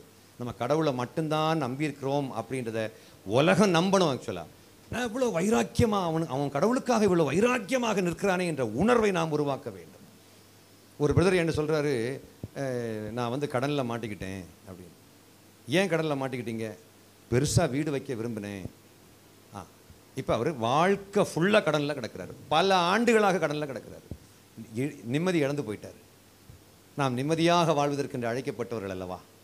தைரியமாக அந்த காலத்தில் வந்து மனிதர் என்னை கைவிட்டாலும் மாமீசம் அழுகி நாரிட்டாலும் ஐஸ்வர்யம் யாவும் அழிந்திட்டாலும் ஆகாதவன் என்று தள்ளிவிட்டாலும் ஏசு போதுமே போதுமே, ஏசு போதுமே போதுமே, இந்த நாளிலுமே என் நிலையிலுமே இந்த வாழ்வினிலே ஏசு போதுமே. பழைய காலத்து பாட்டு. இப்போ இப்படிப்பட்ட பாட்டை யாரும் பாட மாட்டாங்க. ஏன்? இப்போ ட்ரெண்டு மாறி புரிதலே மாறிடுச்சு. நம்ம எல்லாம் பணக்காரங்களாக இருந்தால் தான் கிறிஸ்டியன்ஸ்னு மக்கள் நம்புவாங்கன்னே நம்ம நினச்சிட்டு இருக்கிறோம். சாரி சார், பணமில்லாத அம்மையார், அந்த அம்மா பேர் என்ன, தெரசா அம்மையாருக்கு, மதர் தெரசாவுக்கு, அன்னை தெரசாவுக்கு மக்கள் கொடுத்த மதிப்பை எங்கள் பாஸ்டருக்கே பெருசாக யாரும் கொடுக்கறது இல்லையே. வாழ்ந்த நாட்கள் முழுவதும் ஒடுக்கப்பட்டவருடைய மேம்பாட்டுக்காக வாழ்ந்த அம்பேத்கருக்கு மக்கள் கொடுக்கக்கூடிய மதிப்பை எங்கள் பாஸ்டருக்கு மக்கள் கொடுக்கறது கிடையாது. இவர் கை வச்சு ஜோமன்னா பிசாசு ஓடும். People are not bothered about it. காரணம் என்ன? எனக்கு இன்னைக்கு உங்களுக்கு அம்பேத்கருடைய வாழ்க்கை பிடிச்சிருக்கா இல்லை எங்கள் பாஸ்டர் மோகன் ஐயாவுடைய வாழ்க்கை பிடிச்சிருக்கான்னு கேட்டால் நான் அம்பேத்கர் தான் பெருசாக சொல்கிறேன். ஏன் சொல்கிறேன் அப்படின்னா, அந்த மனுஷன் தனக்கென்று வாழவில்லை, வாழ்க்கை முழுவதும் மக்களுடைய மேம்பாட்டுக்காக வாழ்ந்தார். ஆனால் என்னுடைய புஸ்தகத்தை கொண்டு எங்கள் பாஸ்டர் மோகன் ஐயாட்ட கொண்டு கொடுக்கும்போது அந்த புக்கை அவர் கண்டுக்கவே இல்லை. காரணம் என்ன? எப்படியாகிலும் மக்களை அப்படி மதமாத்தம் பண்ணி கொண்டு வந்து அவன் பாக்கெட்டில் உள்ள பைசாவை பிடுங்கிட்டு கர்த்தரை நம்புகிறவன் செழிப்பான்னு வேற போர்டு போட்டுக்கிட்டு, கர்த்தரை நம்புகிறவன் செழிப்பான் என்று பிரசங்கம் பண்ணிய பாஸ்டர் செழிக்கிறார். ஆனால் பைசா போட்டவன் பாவம் நடுத்தர நிற்கிறான். Think about it, right? ஆமென். அதனால் நம்ம எல்லாத்துக்கும் மேலே அடுத்த லெவலுக்கு நம்ம மூவ் ஆகும். இப்படி நான் பேசுவேன் நீங்கள் எதிர்பார்த்துருக்கவே மாட்டீங்க. நீங்கள் என்னை திரும்ப கூப்பிட்டாலும் கூப்பிடாமல் இருந்தாலும் நான் இப்படி பேசுவதற்காகத்தான் எல்லாம் வல்ல இறைவனால் அழைக்கப்பட்டிருக்கிறேன். ஏன்னா இன்ஜினியரிங் முடித்த படிப்பு, இன்ஜினியரிங் படித்த சர்டிஃபிகேட்லாம் தூக்கி தூர போட்டுக்கிட்டு இங்கே வந்து பார்த்தா இது வேற ஒரு விதமான பிழைப்பு மார்க்கமாக மாறி இருக்குமால நான் பேசாமல் நான் இன்ஜினியரிங் படித்த படிப்பு அதுக்கே போயிருக்கலாம். நான் நேரத்துக்கு ஒரு பெரிய எங்கேயோ போயிருப்பேனே. என் கூட படித்தவன் எல்லாம் 5 லட்ச ரூபா மாதம் சம்பளம் வாங்குறானே சார். காரணியால் என் கூட படித்தவங்க எல்லாம் 5 லட்ச ரூபா 7 லட்ச ரூபா அமெரிக்காவில் சம்பளம் வாங்கிட்டு இருக்கேன் சார். நான் எதுக்கு இப்படி கஷ்டப்படணும்? நான் எதுக்கு அங்கே உட்காந்துட்டு, நான் எதுக்கு மூர்த்தி என்ன கூப்பிடணும்? ஆனால் எனக்கு யாராவது பிக்கப் பண்ண முடியுமான்னு எதுக்கு கேட்கணும்? ஆடி காரில் வந்து உட்காந்துருப்பேனே, உட்காந்துக்கிட்டு உங்களையும் அப்படியே கிளி கிளப்பி விட்டுட்டு, பாஸ்டர் நீங்கள் எல்லாம் இப்படி வரக்கூடாது பாஸ்டர், நல்ல நான் ராஜாவினுடைய பிள்ளைகள், ஆமென், ஹல்லேலூயா, பிரைஸ் தி லார்ட். இதெல்லாம் போய் அக்ரஹாரத்தில் அவ்வாள்கிட்ட சொன்னால் காரி துப்பிடுவா. ஓ, இதுதான் ஆன்மீகமா? அதுக்கு அரசியல்வாதியாக போனாலே போதுமே. உனக்கு என்னையா எனக்கு ஒரு வித்தியாசம் இருக்குன்னு கேட்குற கேள்விக்கு இன்னைக்கு வரைக்கும் பதில் சொல்ல முடியலையே. கண்ணுக்கு தெரிந்த சகோதரனிடத்தில் அன்பு காட்ட தெரியாதவர் கண்ணுக்கு தெரியாத கடவுளிடத்தில் எப்படி அன்பு காட்ட முடியும்னு இந்த வசனம் இருக்குன்னு ஒரு நாத்திகர்கிட்ட சொன்ன உடனே இப்போதான் சார் அந்த பைபிளுக்கு மேலே எனக்கு ஒரு நல்ல அபிப்பிராயமே உருவாகுதுன்னு சொல்கிறாரு. என்னுடைய பேச்சை கேட்டுக்கிட்டு கீழே ஒரு ஆள் கமெண்ட் போடுறாரு. நான் என்னுடைய பெருமைக்காக சொல்லலை, அது ரவீந்திரன் பிரதர் நீங்கள் வாசிக்கலாம் என்னன்னு தெரியல. கீழே ஒரு கமெண்ட் வந்திருக்கு, என்ன தெரியுமா? இவருடைய பேச்சை கேட்கும்போது கடவுள் இல்லை என்று சொல்லும் நான் இவரை வேணுமென்றால் கடவுளாக ஏற்றுக்கொள்ள தயாராக இருக்கிறேன் அப்படின்றது. புரியுதா உங்களுக்கு? என்ன புரிஞ்சுது? இவங்க 2 பேரும் என்ன எப்படி பார்க்குறாங்க? உன்னை கடவுள்ன்ட்டாங்களா? இல்லை, நான் அப்படி சொல்லலை. அவர் சொல்கிறாரு நான் கடவுள் நம்பிக்கை அற்றவன், ஆனால் இவருடைய பேச்சை கேட்கும்போது இவரையே கடவுளாக நான் ஏற்றுக்கொள்ள தயாராக இருக்கிறேன் அப்படின்னு அவர் சொல்லுவார். அடுத்தது இன்னொரு கீழே ஒரு கமெண்ட் வருது, முகமது அலி அப்படின்றவர், இவரை போல் பேசுவதற்கு இஸ்லாமில் யாருமே இல்லை என்ற ஒரு மனக்குறை இன்றும் எனக்கு உண்டுன்னு எழுதி வைக்கிறாரு இல்லையா? அதனால நம்ம சும்மா ஒரு மதத்தை பரப்புறதுக்காக முயற்சி பண்ண வேண்டாம் பாஸ்டர்ஸ். ஏதோ ஆண்டவரை ஆத்துமாக்களை தாரும் ஆண்டவரை தேவையே இல்லை. அவர் கொண்டு வருவார் நல்ல வாழ்க்கை, மனசாட்சிக்கு தக்க ஒரு நல்ல வாழ்க்கையை வாழ கற்றுக்கொள்ளும். நாம் யார்? சோதனை எப்போ தெரியுமா அதிகரிக்கும்? பெரிய பெரிய எல்லைகளை தாண்டணும்னு கனவு காணும்போது நீ சொப்பனம் பார்ப்ப. பெரிய எல்லைகளை தாண்டணும்னு சொப்பனம் பார்க்கும்போது அடுத்த நாள் காலையிலே பிரச்சனை வந்து நிற்கும். எதுக்கு தெரியுமா? அவனுக்கு தெரியும் இப்படியெல்லாம் சொப்பனம் காட்டிட்டார் அப்படின்னு. கரெக்டாக வந்து நிற்பான் அந்த பிரச்சனைக்காக வேண்டும். அந்த பெரிய பிரச்சனையை உருவாக்குவான். கர்த்தர் நல்லவர், கர்த்தருடைய ஆவியானவர் உங்களோட பேசி கொண்டு இருக்கிறார். நான் கர்த்தரை முழுமையாக விசுவாசிக்கிறேன். நேரம் 1:25 செய்திகள் இத்துடன் நிறைவடைகின்றன. கடைசியாக ஒரே ஒரு அந்த இதனுடைய ஒரு நட்சல் ஒரு எசன்ஸை நான் சொல்கிறேன். கடவுளை மறுதலிக்கும் பொழுது கடவுள் சபைகளை மூடுவார். கடவுளை அறிக்கையிடும் பொழுது கடவுள் மூடப்பட்ட வாசல்களை திறப்பார். மூடுவதும் திறப்பதும் கடவுளின் கையில் இருக்கிறது என்று நாம் சொல்லக்கூடாது. எல்லாம் நம் கையில் தான் இருக்கிறது. God bless you all. ஒரு நிமிஷம் நாம் கண்களை மூடி நேசிக்கிற நல்ல பிதாவே, இந்த அருமையான வேலைக்காக உமக்கு நன்றி செலுத்துகிறோம். நான் உனக்கு முன்னே சென்று கோணலானவைகளை செவ்வையாக்குவேன் என்று உறுதிமொழி சொன்ன தகப்பனே உமக்கு நன்றி செலுத்துகிறோம். Thank you Father for this beautiful opportunity. அருமையான மூர்த்தி அண்ணனை கர்த்தர் ஆசீர்வதியும் கர்த்தாவே. இங்கே இருக்கிற எல்லா மூத்த ஊழியர்கள் எல்லாருக்காகவும் உமக்கு நன்றி. ஊழியம் செய்யக்கூடிய தம்பிமார், தங்கச்சிகள், அம்மா எல்லாருக்காகவும் உமக்கு நன்றி செலுத்துகிறோம் ஆண்டவரே. சகோதரர்கள் ஒருமித்து வாசமாயிருப்பது எத்தனை நன்மையும் இன்பவுமாயிருக்கிறது என்று வேதவசனம் சொல்கிறது.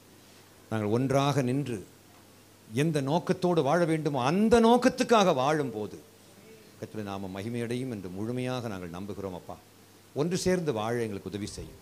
ஒற்றுமையை கெடுக்கின்ற எல்லா அந்தகார சக்திகளுடைய ஆளுகைகளையும் இயேசுவின் நாமத்தில் கடிந்து அப்புறப்படுத்துகிறோம். இந்த நேம் ஆஃப் ஜீசஸ். கர்த்தர் தொடர்ந்து வழிநடத்தும், காத்துக்கொள்ளும். இந்த ஃபெலோஷிப் செழிக்கட்டும், வளரட்டும், பிரபலம் அநேகரிடம் இது பரவி அநேகர் இதில் இணையட்டும் என்று நான் ஜெபிக்கிறேன். வாழ்த்துக்கிறேன். காத்துக்கொள்ளும். இயேசுவின் திருநாமத்தில் கேட்கிறோம் எங்கள் நல்ல பிதாவே. ஆமென்.